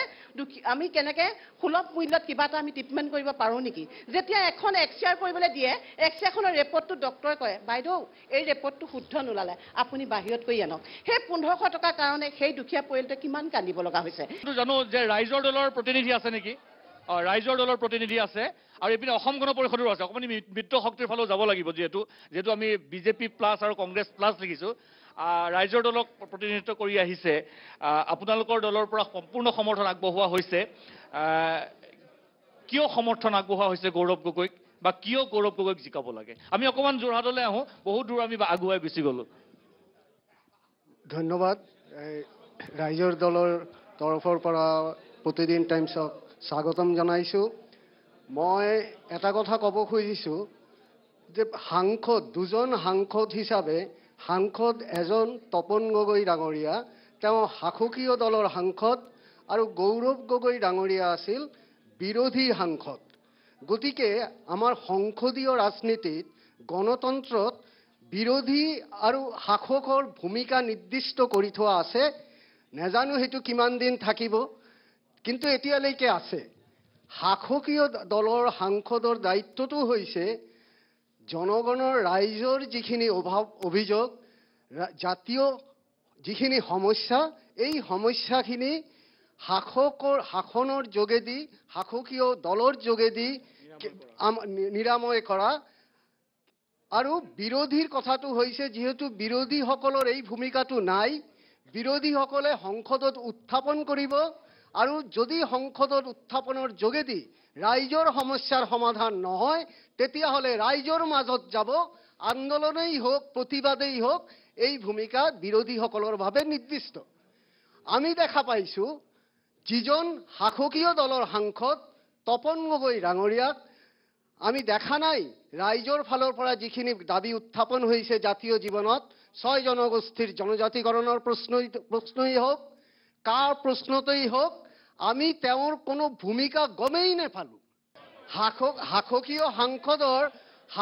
শাসনৰ বাগজাৰিত থকাৰ কাৰণে তেওঁলোকৰ এডভান্টেজে ৰাইজৰ সমস্যাখিনি নিৰাময় কৰা, কিন্তু আমি সেই ক্ষেত্ৰত দেখা পোৱা নাই। বিপৰীতে আমি গৌৰৱ গগৈ ডাঙৰীয়াক দেখিছোঁ সবল বিৰোধী সাংসদৰ ভূমিকা। 6 জনগোষ্ঠীৰ জনজাতিকৰণৰ পৰা আমি কা প্ৰশ্নত আমি মাত্ৰ সংসদতেই তেওঁক উত্থাপন কৰা দেখা নাই, আমি অকল অসমৰেই দেখা নাই, মণিপুৰৰ প্ৰশ্নত, উত্তৰ পূৰ্বাঞ্চলৰ প্ৰশ্নত তেওঁৰ সবল বিৰোধীৰ ভূমিকা আমি দেখা পাইছোঁ। আমি ৰাজপথতো তেওঁক দেখা পাইছোঁ। মই আপোনাৰ ওচৰলৈ আহিছোঁ যে নিৰ্বাচিত প্ৰতিনিধি এইটো ৱাৰ্ডৰে কথাটো হ'ল যে তেখেতসকলৰ মতে বা হয়, বিৰোধীয়ে যিমান সংসদত কিবা এটা কথা ক'বলৈ সুবিধা পায় বা কথা কোৱাৰ পৰিৱেশ থাকে, বিল এখনৰ বিৰুদ্ধাচৰণৰ বিভিন্ন অৱকাশ থাকে, শাসক পক্ষৰ নাথাকে, সেইটো অৱধাৰিত। আৰু তেখেতসকলৰ মতে যিখিনি বস্তু হুলস্থুল বা কথা নকলেও পাই থাকি বা সৰব নহ'লেও যিখিনি বস্তু পোৱা গৈছে, তেতিয়াহ'লে নীৰৱে থকাই ভাল। কি ক'ব? বিৰোধী আৰু শাসক দুটা পক্ষতো থাকিবই লাগিব। আৰু এনেকুৱা ইলেকশ্যন আহিব যাব, বহুত হাই কাজিয়া আমি কৰি থাকিম। আৰু তৃণমূল পৰ্যায়ৰ মানুহখিনিয়ে বেছিকৈ হাই কাজিয়া কৰে যেন লাগে। কিন্তু আমি যদি ওপৰৰ লেভেলত চাওঁ, তেখেতসকলৰ কিন্তু মতৰ কিছুমান মিল থাকে বা অমিল থাকে, কিছুমান মিলাই লয়। মতৰ মিল থাকে, মনৰ মানে মতৰ অমিল থাকে, মনৰ মিল থাকে। যা হওক, আগন্তুক লোকসভা নিৰ্বাচন সমাগত, গতিকে বহুতে বহু কথা ক'লে, সেইবিলাক মই ক'বলৈ নাযাওঁ। কিন্তু যোৰহাটখনত আমি এনেকুৱা এজন সাংসদ বিচাৰিম। মই কিন্তু এটা বিশেষ ৰাজনৈতিক দলৰ ব্যক্তি, কিন্তু মই নিৰপেক্ষভাৱে মই ক'ম, যিহেতু আমাৰ যোৰহাটত চিন্তাৰ কিন্তু অভাৱ নাই। গতিকে এনেকুৱা সৎ চিন্তা কিছুমান আছে, যি সৎ চিন্তাৰ যোগেদি অসমত কিন্তু প্ৰথম যিটো চিন্তাৰ ঢৌটো আহে, সেইটো কিন্তু সাংস্কৃতিক নগৰী যোৰহাটৰ পৰাই আহে। গতিকে আমাৰ লোকসভাত কোনে কেনেকৈ উত্থাপন কৰিব, কেনেধৰণে উত্থাপন কৰিব, সেইবিলাক মানুহে দেখি আছে। আজিকালি ইলেক্ট্ৰনিক মিডিয়া ইমানেই ফাষ্ট হৈ গ'ল, মোবাইল ইমানেই ফাষ্ট হৈ গ'ল, টুইটাৰ হেণ্ডেল ইমানেই আগবাঢ়ি গ'ল যে সকলোৱে আজিকালি এইবিলাক কথা জানে। গতিকে আগন্তুক লোকসভা নিৰ্বাচনত এটা আপুনি যিখিনি ক'ব লগা আছে নকওঁ বুলি বহুখিনি কথা ক'লে বাৰু, হ'ব। অসম গণ পৰিষদৰ জিলা সভাপতিগৰাকী দাদা, আপোনাক স্বাগতম জনাইছোঁ। আপোনালোকৰ মিত্ৰপক্ষৰ প্ৰতিনিধি আপোনাৰ তপন গগৈ, আৰু আপোনালোকে দুটা সমষ্টিত প্ৰাৰ্থিত্ব আগবঢ়াইছে, আপোনাৰ ধুবুৰী আৰু বৰপেটা, আৰু আপোনালোকৰ তাৰ বিনিময়ত বাকীকেইটা 14টা সমষ্টিত নহয়, বা আপোনাৰ 11টা সমষ্টিত এটা UPPLৰ বিজেপিক সমৰ্থন আগবঢ়াইছে। কিয় আগবঢ়াইছে? কাৰণ এইটো কাৰণে কৈছোঁ যে অসম গণ পৰিষদ যেতিয়া জাতীয়তাবাদী শিবিৰৰ অন্যতম কেন্দ্ৰ, তপন গগৈ সদৌ অসম ছাত্ৰ সন্থাৰ পৰা অহা। মই যদি আপোনাক সোধোঁ যে সেই অসম চুক্তিৰ 6 নম্বৰ দফা বা অসম আন্দোলনৰ ফচলসমূহকেই দেখোন যোৱা 5টা বছৰত আমি দেখা পোৱা নাগালোঁ, তাৰপিছতো। ধন্যবাদ। প্ৰথম কথা হ'ল যে মই আজি এটা ৰাজনৈতিক দলৰ প্ৰতিনিধি হিচাপে মিত্ৰ দলৰ প্ৰাৰ্থীগৰাকীক জিকিবৰ কাৰণে ক'ব লাগিব। ঠিক তেনেকৈ বিৰোধী পক্ষৰ ফালৰ পৰা নিজৰ প্ৰাৰ্থী সমৰ্থন দিব। আমাৰ জাতীয় অৰ্গেনাইজেশ্যনসমূহে যি আছে তেখেতসকলৰ যুক্তি দিব। আপুনি যিকেইটা প্ৰশ্ন কৰিছে, ইয়াৰ প্ৰশ্নৰ তো এইটোৱেই যে চাওক অসম গণ পৰিষদ দলটো এটা জাতীয় দল হিচাপে আমি ভাবোঁ যি বিশ্বাস কৰি আজি অসম গণ পৰিষদ দল কৰি আছোঁ আৰু দলাৰ বগৰী কিন্তু হোৱা নাই এই কথাটো স্পষ্টভাৱে আৰু যোৱাটা ৰাইজে জানে প্ৰথম কথা হ'ল যে যোৰহাট বৌদ্ধিক জেগাৰ বুলি সকলোৱে জানে আৰু আমি প্ৰত্যেকৰে শুনিছোঁ আমি কিন্তু নীৰৱ হৈ আছোঁ আমি আমাৰ শাসকীয় পক্ষৰ ফালৰ পৰাও কিবা যদি কৈছে বা বিপক্ষেও কৈছে আমি একো মাত মতা নাই কিন্তু এটা কথা আমি মিত্ৰতাৰ যিটো ধৰ্ম সেই ধৰ্ম আমি পালন কৰিম এইটো স্পষ্ট কথা আৰু দ্বিতীয় কথাটো হ'ল যে আজি মিত্ৰতাৰ ধৰ্ম পালন কৰিবলৈ গৈ ক'ৰবাত আপোনাৰ শেষ কৰিবলৈ দিয়ক মই কৈ যাওঁ য'ত লাগি যায়তো প্ৰথম কথা হ'ল যে আমি 14টা লোকসভা সমষ্টিতে আমাৰ মিত্ৰজোঁট ভাৰতীয় জনতা পাৰ্টি আছে UPPL আছে অসম গণ পৰিষদ আছে আমাৰ গণশক্তিও আছে আজি আমি জাতীয় সমস্যাবিলাকৰ পৰা আমি গা এৰাই দিয়া নাই এইটো স্পষ্ট কথা আমি কিন্তু এই চৰকাৰখনৰ মিত্ৰ চৰকাৰখনত আওপকীয়াকৈ কিন্তু জাতীয় সমস্যাখিনি সমাধান কৰা আমি দেখিবলৈ পাইছোঁ কেনেকৈ আজি ধৰক যিখিনি বাংলাদেশী আছিল সত্ৰ মাটি দখল কৰিছিল সেইখিনি এই মিত্ৰজোঁট চৰকাৰখনে উচ্ছেদ কৰিছে নাই এইটো কথাটো চবে জানে এই কথাখিনি কৈছোঁ এনেকুৱা কিছুমান কাৰ্যৰ কাৰণে আমাৰ দলীয় নেতৃত্বই আজি মিত্ৰতাত আমি স্বীকাৰ কৰিছোঁ ধন্যবাদ মই এতিয়া যদি দাদা আপোনাক এটা প্ৰশ্ন কৰিব লাগিব মোৰ গাত ছালৰ বেমাৰ হৈ আছে মোৰ গাত নখৰ বেমাৰ হৈ আছে বাট মোৰ লিভাৰ চিৰচিছ হৈ আছে এই তিনিটা দুখত মই আক্ৰান্ত হৈ আছোঁ এতিয়া নখৰ বেমাৰটো ভাল হৈছে ছালৰ বেমাৰটো মোৰ ভাল হৈছে আক্ৰান্ত হৈ আছোঁ বাট লিভাৰ চিৰচিছটো মোৰ ভাল হোৱা নাই মই জীয়াই থাকিমনে নহয় সেইটো আপোনাৰ নহয় নহয় মই কৈছোঁ চিকিৎসকৰ ওচৰত কৈছোঁ মই কৈছোঁ যে মোৰ ভাল হোৱা নাই অসম চুক্তি 6 নম্বৰ দফা কাৰ্যকৰী হোৱা নাই অসম চুক্তি আখৰে আখৰে পালন হোৱা নাই মই বস্তুটো লৈ লৈছোঁ যিহেতু আপোনাক সেইটো সুধিব পৰাৰ অধিকাৰ আছে বুলি হ'ব কাৰণ আপুনি অসম গণ পৰিষদ ৰাইজৰ দল অসম গণ পৰিষদ ৰাইজে গঢ়া দল গতিকে ৰাইজৰ প্ৰশ্নৰ সন্মুখীন হ'ব লাগিব অসম চুক্তিৰ 6 নম্বৰ দফা বা 5 নম্বৰ দফাৰ আত্মাক হত্যা কৰি CAAৰ পক্ষত ভোট দিছিল আপোনালোকৰ সাংসদ বীৰেন্দ্ৰ প্ৰসাদ বৈশ্যই অসম চুক্তি আপোনালোকে স্বাক্ষৰ কৰিছিল অৰ্থাৎ অসম গণ পৰিষদ এতিয়া আছুৱে কৰাৰ পিছত অসম গণ পৰিষদ আমি তথ্যভিত্তিক হ'ব লাগিব কথাখিনি হেমন্ত কলিতা আছেই তেতিয়া সকলোখিনি কথা তেখেতৰ জ্ঞাত এসময়ত আপোনালোকৰ দলৰ জনপ্ৰতিনিধি কিন্তু সেই চুক্তিখন নস্বাত কৰি কাখন সমৰ্থন কৰা অসম গণ পৰিষদৰ নেতৃত্বই যদি উচ্ছেদৰ কথা কয় সমৰ্থনৰ কথা কয় কিমান গ্ৰহণযোগ্য সেয়া নহয় চাওক অসম গণ পৰিষদ দলে এটা দল আছিল যিটো দলে যেতিয়া নাগৰিক সংশোধনী বিধেয়ক আছিল আমাৰ দুজনকৈ সাংসদে নাগৰিকৰ সংশোধনী বিধেয়ক সাংসদত ফালি পেলাই কিন্তু ভোটটো ক'ত দিছিল এক মিনিট ক'বলৈ দিয়ক আইনত পৰিণত হ'ল তেতিয়াতো ভোটটো তেখেতৰ পদত্যাগ কৰিব পাৰিলেহেঁতেন যিদৰে অতুল বৰা কেশৱ মহন্ত ফণীভূষণ চৌধুৰীয়ে পদত্যাগ কৰিছিল এইটো আমাৰ কেন্দ্ৰীয় নেতৃত্বই কিবা আমি নেতৃত্ব মানিছোঁ নেতৃত্বই যিটো হুইপ দিছে হুইপ মতে তেখেতে কৰিছে এই কথাটো কিন্তু আমি কওঁ আমি আশাবাদী ময়ো এজন 6 জনগোষ্ঠীয় ব্যক্তি মই চুতীয়া মানে সম্প্ৰদায়ৰ ময়ো 6 জনীয় জাতীয় হোৱাটো কামনা কৰোঁ আজি আমাৰ যিখিনি মন্ত্ৰী সাংসদ নহয় আপুনি মোৰ প্ৰশ্নটো সেইটো নহয় মই কৈছোঁ যে তেখেতে ভোট দিলে আল্টিমেট নিজৰ ৰায়টো ক'ত দিলে আপুনি ক'লে যে সংগ্ৰামৰ মই একদম একমত আপোনাৰ লগত আপোনালোকৰ বাধ্যবাধকতাখিনিও জানো মানে দলীয় নেতৃত্বৰ যিটো সমৰ্থন বাধ্যবাধকতাটোৰ কাৰণে এইটো কৰিছে তাৰ কাৰণে কেন্দ্ৰীয় নেতৃত্বৰ হ'ব নিশ্চয় ধন্যবাদ মই উত্তৰটো পাইছোঁ ধন্যবাদ মই পাৰ্শ্ব আহিম একদম জানে এখেতসকলে একদম মানে কিনো ক'ম আৰু মই পাৰ্শ্ব যুৱ কংগ্ৰেছ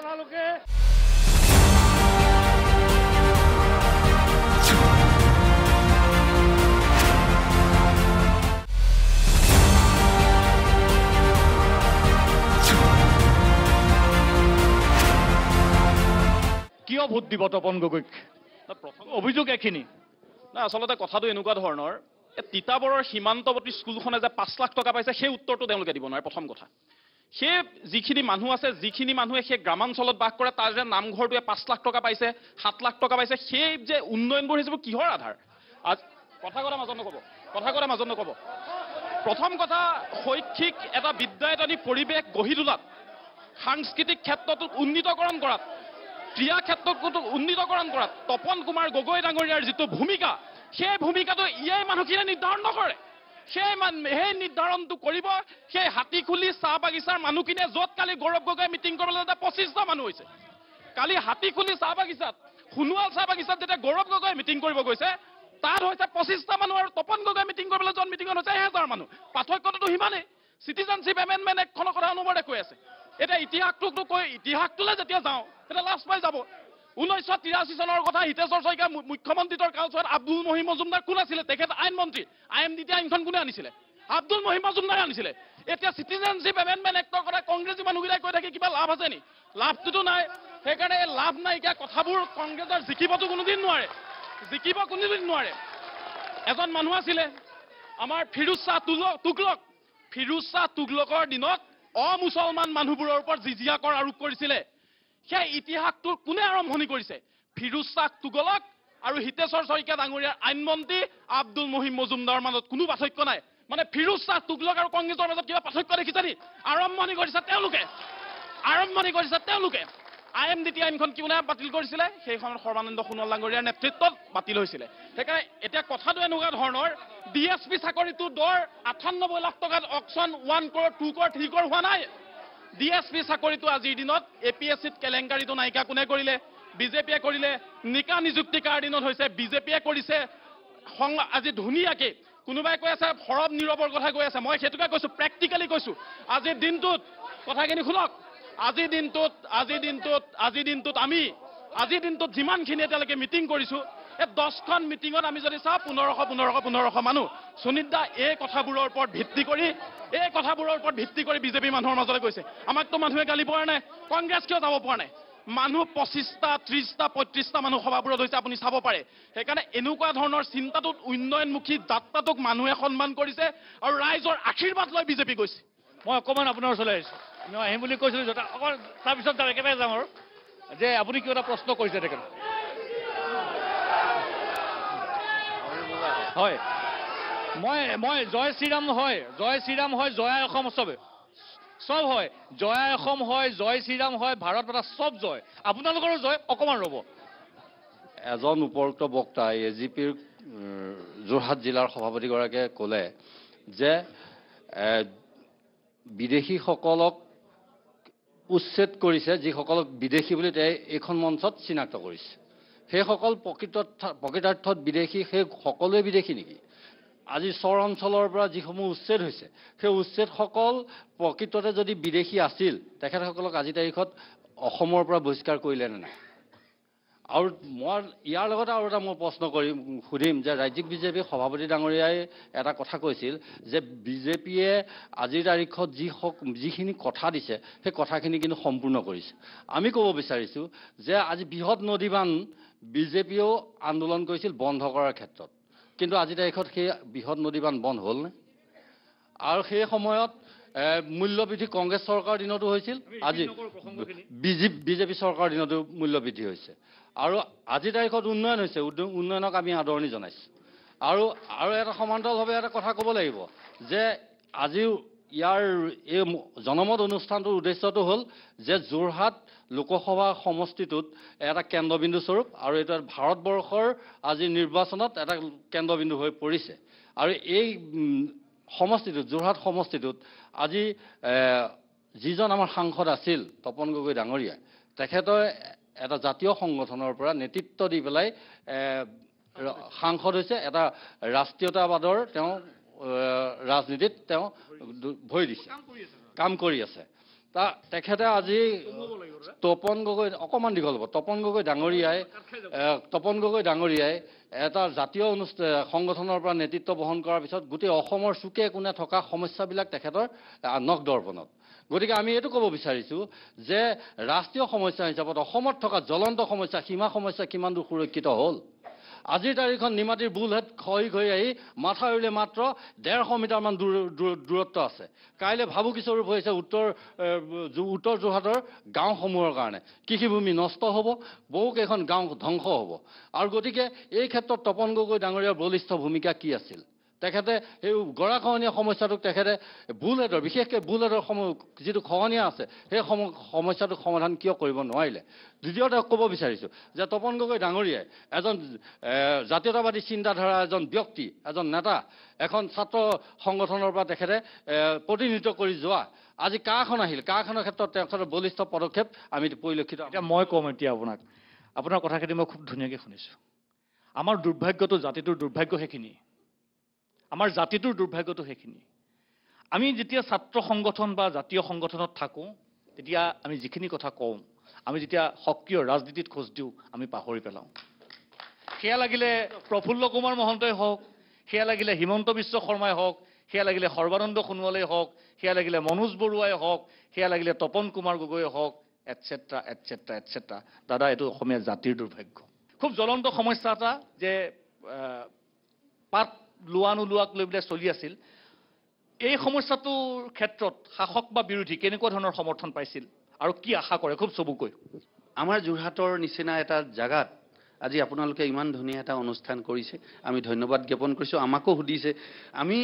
কোনো দলৰ নহয়, আমি নিৰপেক্ষভাৱে কাম কৰি আহিছোঁ। আমি দেশৰ উন্নতিত আমি অৰ্থনীতিত আমি অৰিহণা যোগাইছোঁ। আমাৰ লগতে আমি 20-25 হাজাৰ ক্ষুদ্ৰ চাকৰি যোৰহাটত আছোঁ, লগতে আমাৰ লগত লাখ মানুহৰ পৰিয়াল চলি আছে। গতিকে আমি ভাবিছোঁ প্ৰত্যেকটো দলৰে উদ্দেশ্য হ'ব লাগে এই মানুহখিনিক কেনেকৈ আমি সহযোগিতা আগবঢ়াব পাৰোঁ। গতিকে আমি অনাগত দিনত ভাবিম যাতে তেওঁলোকে চকু দিয়ে, আমাক চাই যিখিনি মানুহে এটা চেষ্টা কৰি আহিছে দেশখনক পৰিয়ালকেইটা চলাবলৈ, সেই মানুহখিনিক যাতে অকণমান সহায়ৰ হাত আগবঢ়াব লাগে, বিপদৰ সময়ত আহিব লাগে। আৰু জিকা হৰা চবৰে থাকিব, প্ৰত্যেকটো দলে কাম আজি জিকিব, কাইলৈ হাৰিব, কাইলৈ জিকিব। গতিকে আমি দেখি আহিছোঁ অসমখনৰ উন্নতিৰ হকে যিখিনি মানুহে কাম কৰি আহিছে, যিখিনি যুৱ প্ৰজন্ম আহিছে, তেখেতসকলক যাতে সহায়ৰ হাত যোনেই আহক তেখেতসকলে আগবঢ়ায়, এয়া মোৰ ধন্যবাদ। মই একেবাৰে শেষত তেখেতসকলে এটা কথা ক'ব খুজিছোঁ। তেখেতে যিটো কথা কৈছে, তেখেতে দুটা কথা হয়তো গম নাপায়। ক্ষুদ্ৰ চাহ খেতিয়কৰ কথাটোত অসম আমাৰ ভাৰতীয় জনতা পাৰ্টীৰ অন্যতম সাংসদ পল্লৱ লোচন দাস ডাঙৰীয়াই এটা ভূমিকা লৈ কেইবাটাও চাহ যিহেতু প্লেণ্টাৰ্ছ এছ'চিয়েশ্যন ABITয়ে আৰু মই নিজে সেই কথাটোত কিছু উদ্যোগ লৈছিলোঁ। কালি মোক তিতাবৰৰ শান্তনু গোস্বামী, তেওঁ ক্ষুদ্ৰ চাহ খেতিয়ক, তেওঁ মোক এই কথাটো পৰহি অৱগত কৰিলে। ৰাতি অৱগত কৰাৰ পিছত মই পল্লৱ লোচন দাস ডাঙৰীয়াক এই কথাটো অৱগত কৰাৰ পিছত এই কথাটোত অকল যে মই কোৱা যায় তেখেতেই বা ভাগ লৈছে, অন্যৰো কাৰোবাৰ সহযোগ থাকিব পাৰে, কিন্তু ভাৰতীয় পৰ্যায়লৈ আহিলে এটা পৰ্যায়লৈ কিন্তু সেই পল্লৱ লোচন দাসকে কিন্তু টিকটৰ পৰা বঞ্চিত কৰিলে। আকৌ বঞ্চিত কৰা নাই।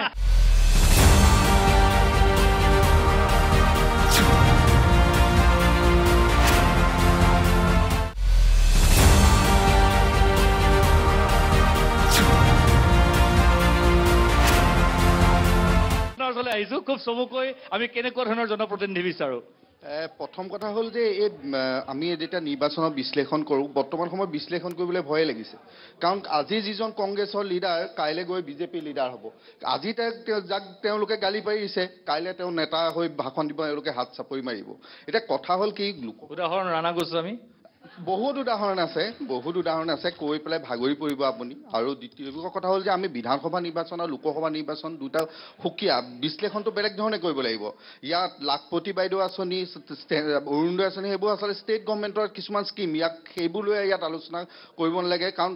আমাৰ তাত আইন হ'ব, লোকসভাত আইন হ'ব, সেই আইনখনত তাত বিতৰ্কত গ্ৰহণ কৰিব লাগিব,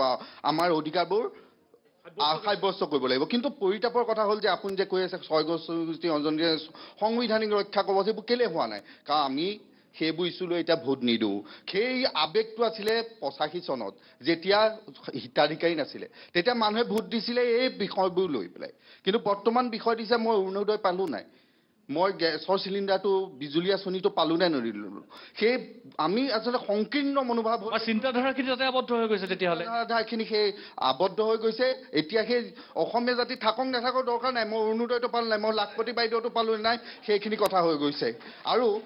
BJPৰ প্ৰতি এটা অনুৰোধ থাকিলে, তেওঁলোকে এখন ধুনীয়া ৰাজধানী এক্সপ্ৰেছ যে তেনেকুৱা এখন ট্ৰেইন আছিলে, সেই ট্ৰেইনখনত যাতে তেওঁলোকে পেছেঞ্জাৰ ট্ৰেইনলৈ পৰিণত নকৰে, তেওঁলোকে কিন্তু মানুহ সোমোৱাই সেইখন পেছেঞ্জাৰ ট্ৰেইনলৈ পৰিণত কৰিছে। ষ্টপেজো বঢ়াই গৈ আছে, সেইখন যাতে পেছেঞ্জাৰ ট্ৰেইনলৈ পৰিণত নকৰে, কাৰণ তাত বহি থকা মানুহকেইটাই অশান্তি পাব, উঠি থকা মানুহকেইটাই কিন্তু অশান্তি পাব। মই অকণমান এইটো একেবাৰে শেষত হেমন্ত দা আপোনাৰ ওচৰলৈ আহিম, মই আপোনাৰ পৰা জানিব লাগিব। অকণমান পিছৰ ফাললৈ আহিছোঁ, গতিকে হয় জ্যেষ্ঠ হিচাপে আপোনাৰ ওচৰলৈ মই যদি দুজন লওঁ এইফালেও দুজনেই ল'ম, গতিকে প্ৰথমতে তিনিজন এজনকে জ্যেষ্ঠ যেতিয়া হয় কওক। আজি মই টকটো চাই পেলাই এটাই অনুভৱ হৈছে, কাৰণ 1970 চনৰ পৰা টক শ্ব' কৰিছোঁ, যে যোৰহাটৰ নিচিনা এখন শিক্ষিত ঠাইত যি দলে নহওক কিয় এই হুলস্থুলটো গোটেই আজি ভাৰতবৰ্ষৰ চবে ঠাই এইটো চাইছে, যাতে এনেকুৱা কাম কোনেও নকৰে। যুগটোৰে আমি কথাবিলাক শুনো। আৰু আজি আমি যি টক শ্ব' কৰিছোঁ, আজি আমাৰ জনতা পাৰ্টীৰ সভাপতি হেমন্ত কলিতা এসময়ত ছাত্ৰ নেতা, আমাৰ সৌৰভ আছিলে ভাই, সিও এসময়ত ছাত্ৰ নেতা, আমিও আছিলোঁ কৰ্মচাৰী বিভাগত। কিন্তু 1980 চনৰ পৰা যি আন্দোলন কৰিছিলোঁ প্ৰফুল্ল মহন্তৰ লগত, ভিগু ফুকনৰ লগত, তপন গগৈৰ লগত, সৰ্বানন্দ সোণোৱালৰ লগত, সেই আন্দোলনবিলাক কি হ'ল? 855 জন শ্বহীদৰ লগত আমাৰ 68জন কৰ্মচাৰী সেই সময়ত শ্বহীদ হৈছিল। সকলোৱে যিয়ে যি নকৰক, যিয়ে ৰাজপথত নহওক কিয়, কা এখন যদি আমি পৰ্যায় কৰিবলৈ দিওঁ, অসমৰ আমাৰ অৱস্থা নাইকিয়া হ'ব, আমাৰ ল'ৰা ছোৱালী ক'ত যাব। আজি বহুতে যুক্তি দাঙিছে যে আমাৰ কিছুমান ফ্লাইঅভাৰ হৈছে, আমুক উন্নত হৈছে, আমি ভাল পাইছোঁ ফ্লাইঅভাৰ হৈছে, কিন্তু ভৱিষ্যতে এই কাৰ অনাৰ পাছত এইখন ফ্লাইঅভাৰ ওপৰেদি কাৰ ল'ৰা ছোৱালীয়ে অহা যোৱা কৰিব, সেইটো আজি যোৰহাট সমাজে নহয় অসমৰ ৰাইজৰ কাৰণে আজি এটা চিন্তাৰ বিষয় হৈ পৰিছে। ধন্যবাদ। হয়, খুব চমুকৈ মই চমুকৈ কৈছোঁ, তৰুণ গগৈদেৱে কেনেকুৱা অৱস্থাৰ পৰা কেনেকুৱা ধৰণে আমাক থিয় হ'বলৈ উপায় এটা দিলে। এতিয়া আমি আপোনালোকক জৰিয়তে আমি এটাই কথা সুধিবলৈ বিচাৰিছোঁ, আপোনালোকে প্ৰশ্ন এটা কথাত কৈ থাকে যে সফল সাংসদ কিমান, কোনজন সফল সাংসদ? সফল সাংসদৰ 14 জনৰ ভিতৰত তেখেতসকলৰ সাংসদ বেছি আছিলে, বিৰোধী বেছি, মানে আমাৰ শাসকীয় পক্ষৰ বেছি আছিলে, তেখেতসকলৰ এজন ওলাবহে লাগিছিলে। এতিয়া আমাৰ কংগ্ৰেছৰ দলৰ ফালৰ পৰা 2 বছৰ 2টা কাৰ্যকাল পাৰ কৰিছে মাত্ৰ, এটা সৰু ল'ৰা, তেখেত সফল কেনেকৈ পালেগৈ, কিহৰ কাৰণে পালেগৈ? গতিকে আমাৰ সৌভাগ্য, আমি সৌভাগ্যৱান, যোৰহাট সমষ্টিৰ সকলোতে সৌভাগ্যৱান বুলি ভাবিছোঁ, সেই সফলজন আমি যোৰহাটবাসী আমি পাইছোঁ। ধন্যবাদ। মই একেবাৰে সময় নাই, নহয় আপুনি আহক, জাতীয় নাই প্লিজ বহক প্লিজ, এইটো নকৰিব। হয়, খুব চমুকৈ আপুনি জাতীয় পৰিষদৰ পৰা আহিছে। হয়, মই অসম জাতীয় পৰিষদৰ পৰা আহিছোঁ। কথা হ'ল, যিহেতু নিৰ্বাচনৰ ওপৰত টপিকটো চলি আছে, আমি এনেকুৱা এজন সাংসদে বৰ্তমান যোৰহাটত বিচাৰোঁ, যিজন সাংসদে সমগ্ৰ যোৰহাট সমষ্টিটো উন্নয়নৰ হকে বৰ্তমান সময়ত মাত মাতি যাব পাৰে। মই এই কথা উনুকিয়াই যাওঁ, যিহেতু নিৰ্বাচনৰ বতৰ, আমি এনেকুৱা এজন সাংসদ বিচাৰিছোঁ যিজনে সংসদত বৰ্তমান কাখনৰ ওপৰত মাত মাতিছে দেই। আমাৰ আটাইতকৈ অসমৰ দুৰ্ভাগ্যজনক সমস্যাটো হৈছে কাখনক লৈ। পৰৱৰ্তী সময়ত অসম আন্দোলন হৈছিল, সেইটো বাদ দিয়ক। অসম আন্দোলনৰ 755 জন শ্বহীদ হ'ল, সেইটো আমি বাদ দিলোঁ। সেইটো বাদ এই কাৰণে আমি বাদ দিয়া নাই, আমি 1971 চনটো যিহেতু এতিয়া ইমপ্লিমেণ্ট হোৱা নাই, 2014 চনটো যিহেতু আনিলে, আমি আটাইতকৈ দুখত পৰিলোঁ এইটো কাৰণে যে সৰ্বানন্দ সোণোৱালৰ নিচিনা জাতীয় নেতা এজন অসমৰ মুখ্যমন্ত্ৰী হৈ যেতিয়া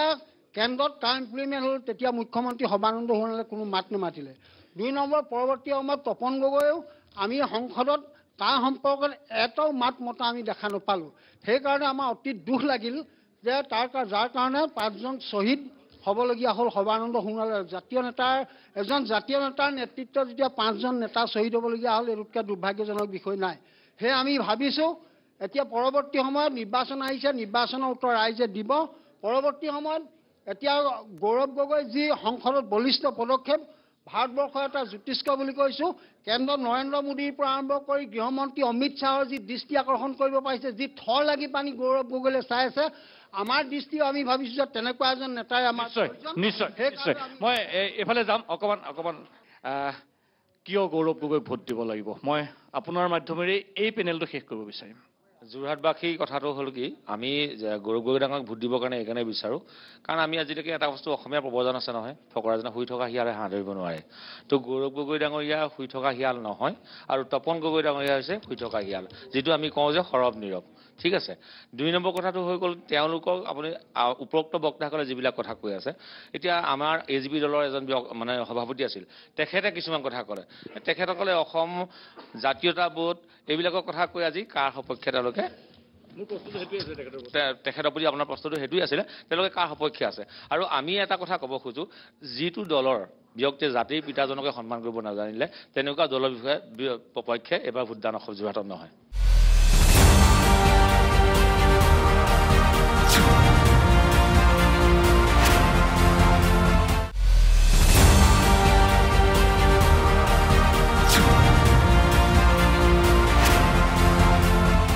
কিয় দিব ভোট তপন গগৈক মই এটা কথা ক'ব বিচাৰোঁ যে স্থানীয় ভিত্তিতভাৱে বহুতে কৈ আছে ভালেকেইটা কথা কৈ আছে যে তেওঁ এটেণ্ডেঞ্চ বেয়া আপোনাৰ যদি চাই তপন গগৈ ডাঙৰীয়াৰ pressindia.org-ত 82%, 79%, 78%. Similarly, আপুনি যদি গৌৰৱ গগৈ চাই 76, 79, 78. এতিয়া মই যাওঁ যদি আপোনালোকে চাই যে তপন গগৈ কোনখিনি কথা কৈছিলে তপন গগৈ আপোনাৰ হুলুঙাপৰাত যিটো হলো বান্দৰৰ ওপৰত যিটো প্ৰব্লেম আছে দুটা ফেলি দুবাৰ হৈ আছে সেইটো ওপৰত উত্থাপন কৰিছিলে আৰু আপোনাৰ চৰাইদেউত এখন যে জৱাহৰ নবোদয় বিদ্যালয় লাগে আমাৰ ল'ৰা ছোৱালীবোৰ পঢ়িব লাগিব ন এই আপোনাৰ গৌৰৱ গগৈ ডাঙৰীয়াই অসমৰ কথা নকয় তেওঁ কি হয় দিল্লীৰ কথা ক'ব তেওঁ কি ক'ব এই মানে আপোনাৰ পাঞ্জাৱৰ কথা ক'ব তো আমাৰ তপন গগৈ ডাঙৰীয়া তেজে পূজে অসমীয়া হয় এটা মোৰ কথাখিনি ক'ব দিয়ক দাদা তপন গগৈ ডাঙৰীয়া তেজে পূজে আমাৰ অসমীয়া হয় তেজে পূজে আমাৰ একেবাৰে চহা গাঁৱৰ ল'ৰা হয় আৰু সেইটো কাৰণে আমাৰ কথা কয় তপন গগৈ ডাঙৰীয়াই আমাৰ কথা কয় কিন্তু গৌৰৱ গগৈ ডাঙৰীয়াই পাঞ্জাৱৰ কথা কয় এটা কথা মনত ৰাখিব আপোনাৰ মোক ক'বলৈ দিয়ক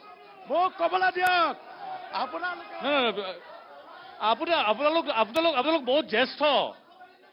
আপোনালোক দুজন বহুত জ্যেষ্ঠ এইটো এই সৰু ল'ৰাই কৰিলে খুচাই আপোনালোকে কৰিলে নুখুচায় বহুত জ্যেষ্ঠ আপোনালোক খুব চমুকৈ সামৰিব লাগিব 25/7 দাদা 25/7/2019 চনত তপন গগৈ প্ৰশ্নবিলাক আছিলে সদনত আমাৰ যোৰহাট কেন্দ্ৰিক আমাৰ স্থানীয় কেন্দ্ৰিক আৰু এটা কথা মনত ৰাখক যে 25/7 আপুনি চাব 25/7/2019 চনত মুছলিম ওমেন প্ৰটেক্টিং ৰাইটৰ ওপৰতহে গৌৰৱ গগৈ ডাঙৰীয়াই কথা কয় মই ধন্যবাদ জনাইছোঁ হয় হয় হয় হয় আপুনি ক'ব কওক যাম বাইদেউ আপোনাৰ ওচৰলৈ যাম মানে যিহেতু মই 6 জনগোষ্ঠীৰ কথা নকওঁ যিহেতু কিয় 6 জনগোষ্ঠীৰ সম্পৰ্কত মই এইটো কাৰণে নকওঁ বুলি কৈছিলোঁ 6 জনগোষ্ঠীৰ ওপৰত আপোনালোকে নক'লে কোনে ক'ব দলৰ নেতৃত্বই কেন্দ্ৰীয় নেতৃত্ব চৰকাৰে যি সিদ্ধান্ত ল'ব সেইটো সৰ্বশেষ সিদ্ধান্ত হ'ব মই কা আন্দোলনৰ কথা কৈছে 2019 চনত যিসকলে কা আন্দোলন কৰি টায়াৰ জ্বলাইছিল তেওঁলোকে সেইখিনি সময়ত কৈছিল যে ট্ৰাকে বাংলাদেশী অসমলৈ আহিব গতিকে মানুহক ভিত্তিগ্ৰস্ত কৰিছিল মানুহে কা আন্দোলন কৰিব ওলাই আহিছিল সেইসকলকে যে সুধিছোঁ যে সেইখিনি সময়ত যে লাখ লাখ বাংলাদেশী আহিব কৈছে সেইখিনি আজিলৈকে বাংলাদেশ কোনোবা আহিল নেকি এতিয়া মানুহে চাওক যিখিনি সময়ত কংগ্ৰেছে দেশ শাসন কৰিছিল সেইখিনি সময়ত ভাৰতীয় জনতা পাৰ্টি গঠন হোৱাই নাই ভাৰতীয় জনতা পাৰ্টি গঠন হৈছে 1980 চনৰ 6 এপ্ৰিলত দেশ স্বাধীন হোৱাৰ পাছত কংগ্ৰেছে দেশ শাসন কৰি ক'বলগীয়া কথাটো কওক খুব চমুকৈ সময় কম গতিকে সেইটো কাৰণে কংগ্ৰেছ দলক ৰাইজ এটা প্ৰত্যাখ্যান ধন্যবাদ বাইদেউ আমাৰ মোদী ডাঙৰীয়া ভাৰতবৰ্ষৰ প্ৰধানমন্ত্ৰী 10 বছৰৰ কাৰণে হ'ল এই 10 বছৰত কিন্তু আমাৰ মোদী ডাঙৰীয়াৰ গাত কোনো ধৰণৰ এনেকুৱা দাগ লগাব নাই পৰা এই আলোচনা ইয়াৰ প্ৰমাণ কৰিছে আৰু মই এগৰাকী মহিলা হিচাপে আমাৰ অসম ৰাজ্যখনত যি কংগ্ৰেছ দলে আমাৰ অসমীয়া মহিলাসকলক দাৱনী ৰোৱনীতে সীমাবদ্ধ কৰি ৰাখিছিল এতিয়া আমাৰ অসমীয়া মহিলাসকলে সকলো ফালে জাগ্ৰত হৈছে আমাৰ মহিলাৰ যি 33% ৰিজাৰ্ভেশ্যন বিল এই বিলখন এখন ঐতিহাসিক বিল যিখন মোদী ডাঙৰীয়াৰ প্ৰধানমন্ত্ৰী থাকোঁতে এই বিলখন পাছ হৈছে আৰু আমাৰ ইয়াত ধন্যবাদ বাইদেউ ধন্যবাদ হয় আপোনাৰ ওচৰলৈ আহিছোঁ মই শেষ কৰিম তাৰপিছত পেনেললৈ যাম শেষ কৰিম আমাৰ কংগ্ৰেছ দলৰ যিসকল কৰ্মী আছে তেখেতসকলে কৈছে যে তপন গগৈ ডাঙৰীয়াক জিকাবৰ কাৰণে মুখ্যমন্ত্ৰীৰ পৰা সকলো মন্ত্ৰী আমাৰ ইয়ালৈ আহিছে হয় আহিছে নিশ্চিতভাৱে আহিছে কিয়নো আমাৰ দলে প্ৰক্ষেপ কৰা প্ৰাৰ্থীজনক জিকাবৰ কাৰণে আহিবই কিন্তু মই কংগ্ৰেছ দলৰ বন্ধুসকলক এটা কথা মই সুধিব বিচাৰিছোঁ যে আজি কেইদিনমানৰ আগতে শিৱসাগৰত ৰাইজৰ দলৰ সভাপতি সন্মানীয় অখিল গগৈ ডাঙৰীয়াই এটা কথা কৈছিলে যে যোৰহাট মৰিয়নি তিয়ক তিতাবৰত কংগ্ৰেছ দলৰ যিসকল কৰ্মীয়ে যেনেদৰে কাম কৰিব লাগিছিলে তেনেদৰে কৰা নাই সঁচাকৈ কৰা নাই নেকি বাৰু আপোনালোকে সঁচাকৈ কৰা নাই নেকি বাৰু মই শেষ অংশলৈ আহিব লাগিব কলিতা ডাঙৰীয়া যে কথাখিনি ৰাইজৰ মতৰ পৰা লগত কথা পাতি পেলাই যিখিনি হ'ল বিৰোধীয়ে সদায় সমালোচনা কৰিবই আৰু আপোনালোকৰ সপক্ষত যুক্তি দিবই মই যদি চামাপ আপোনাক কৰিবলৈ কওঁ যে আপোনাৰ পক্ষৰ পৰা যে এইখিনি প্ৰসংগলৈ তপন গগৈ অনাগত সময়ত আগবাঢ়ি যাব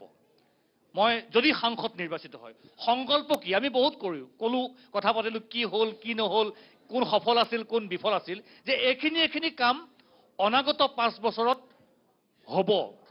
5 বছৰৰ পিছত যদি আমি আকৌ এই অনুষ্ঠানটো আয়োজন কৰিম আপুনি মোক ক'ব পাৰিব বা আমাক ক'ব পাৰিব এইখিনি কাম হৈ গ'ল তাত 6 জনগোষ্ঠীৰ জনজাতিকৰণো হ'ব পাৰে তাত অসম চুক্তিৰ 6 নম্বৰ দফাও হ'ব পাৰে বান গৰাখহনীয়া সমস্যাও হ'ব পাৰে অন্যান্য আপোনাৰ ভাষ্য আমি এইটো কথা দৃঢ়তাৰে ক'ব পাৰোঁ যে তপন গগৈ ডাঙৰীয়া কাইলৈ নিৰ্বাচিত হোৱাৰ পিছত আমি বংশবাদৰ ৰাজনীতি নকৰোঁ 400 জন MP আমি জিকাম আৰু সেই 400 জনৰ পিছত শুই থকা শিয়াল কোন আৰু সৰব সাংসদ কোন ই প্ৰমাণিত নিশ্চয় হয় হেমেন বৰা ডাঙৰীয়া আপুনি লগে আৰম্ভ কৰিব পাৰে ক্লজিং ৰিমাৰ্কছ হেমেন বৰা ডাঙৰীয়া যিখিনি কথা হেমন্ত কলিতাই ক'লে কি বিষয়লৈ আগবাঢ়ি যাব গৌৰৱ গগৈ শেষৰ বাৰত সকলোকে আন্তৰিক অভিনন্দন জ্ঞাপন কৰিছোঁ প্ৰথমতে বাইদেউগৰাকীয়ে কৈছিলে যে মোদী ডাঙৰীয়া গাত দাগ নাই আৰু আপোনালোকৰ দলৰে যিজন মানে আমাৰ অৰ্থনৈতিক মন্ত্ৰী ফাইনেন্স মিনিষ্টাৰ তেওঁ হাজবেণ্ড তেওঁ হৈছে বিজেপি দলৰ MP ডক্টৰ সুব্ৰমণ্যম স্বামী তেওঁ কৈছে যে পৃথিৱীৰ ভিতৰত আটাইতকৈ ডাঙৰ কেলেংকাৰী হৈছে ইলেক্ট্ৰল বণ্ড এই কথাটো মই তথ্য কৈছোঁ দেই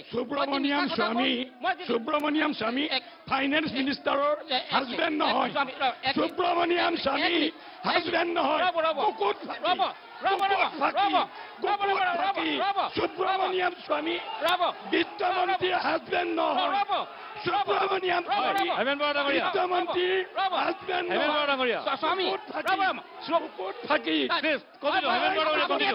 মই কৈছো যে ডক্টৰ নিৰ্মলা সীতাৰামন যিজন হাজবেণ্ড তেওঁ স্বামী লিখে উপাধিটো আৰু তেখেতে কৈছে কথাটো 1 নম্বৰ এইটো হয়নে নহয় এইটো কওক 1 মিনিট আৰু দ্বিতীয় কথা বাইদেউগৰাকীয়ে কৈছে যে দাগ নাই সেই দাগটো আছে নে নাই মই নাজানো 1 নম্বৰ তাৰ পিছৰ কথা আৰু গৌৰৱ গগৈ ডাঙৰীয়াক কিয় ভোট দিব লাগে মোৰ প্ৰশ্নটো যে গৌৰৱ গগৈ যদি জয় হয় অনাগত 5 বছৰত কি পৰিকল্পনা আছে ডেফিনেটলি যদি কংগ্ৰেছৰ চৰকাৰ হয় প্ৰথম কেবিনেটত কাৰ বাতিল হ'ব দ্বিতীয় কথা যিবিলাক ভেঞ্চাৰ স্কুল আছে অসমত এই ভেঞ্চাৰ স্কুলৰ সপক্ষে মাত মাতিব চাহ বাগানৰ যিটো মজুৰি যিটো বিজেপি চৰকাৰে কৈছিলে 351 বুলি যিখিনি বিষয় ইয়াত উত্থাপন হৈছে নিৰ্বাচিত কোন হয় তপন গগৈ নে গৌৰৱ গগৈ সেয়া যোৰহাটবাসীয়ে সিদ্ধান্ত ল'ব কিন্তু সমস্যাজৰ্জৰ অসমখন বা সমস্যাজৰ্জৰ যোৰহাট সংসদীয় সমষ্টিৰ বা বিভিন্ন জাতীয় সমস্যাসমূহ সফল ৰূপত উত্থাপন কৰক সংসদত যোৰহাটৰ বাবে উপযুক্ত কোন গৌৰৱ গগৈ নে তপন গগৈ সেয়া সিদ্ধান্ত ল'ব ৰাইজে যোৰহাটৰ ৰাইজে যোৰহাট সংসদীয় সমষ্টিৰ ৰাইজে সকলোকে ধন্যবাদ জনাইছোঁ শুভৰাত্ৰি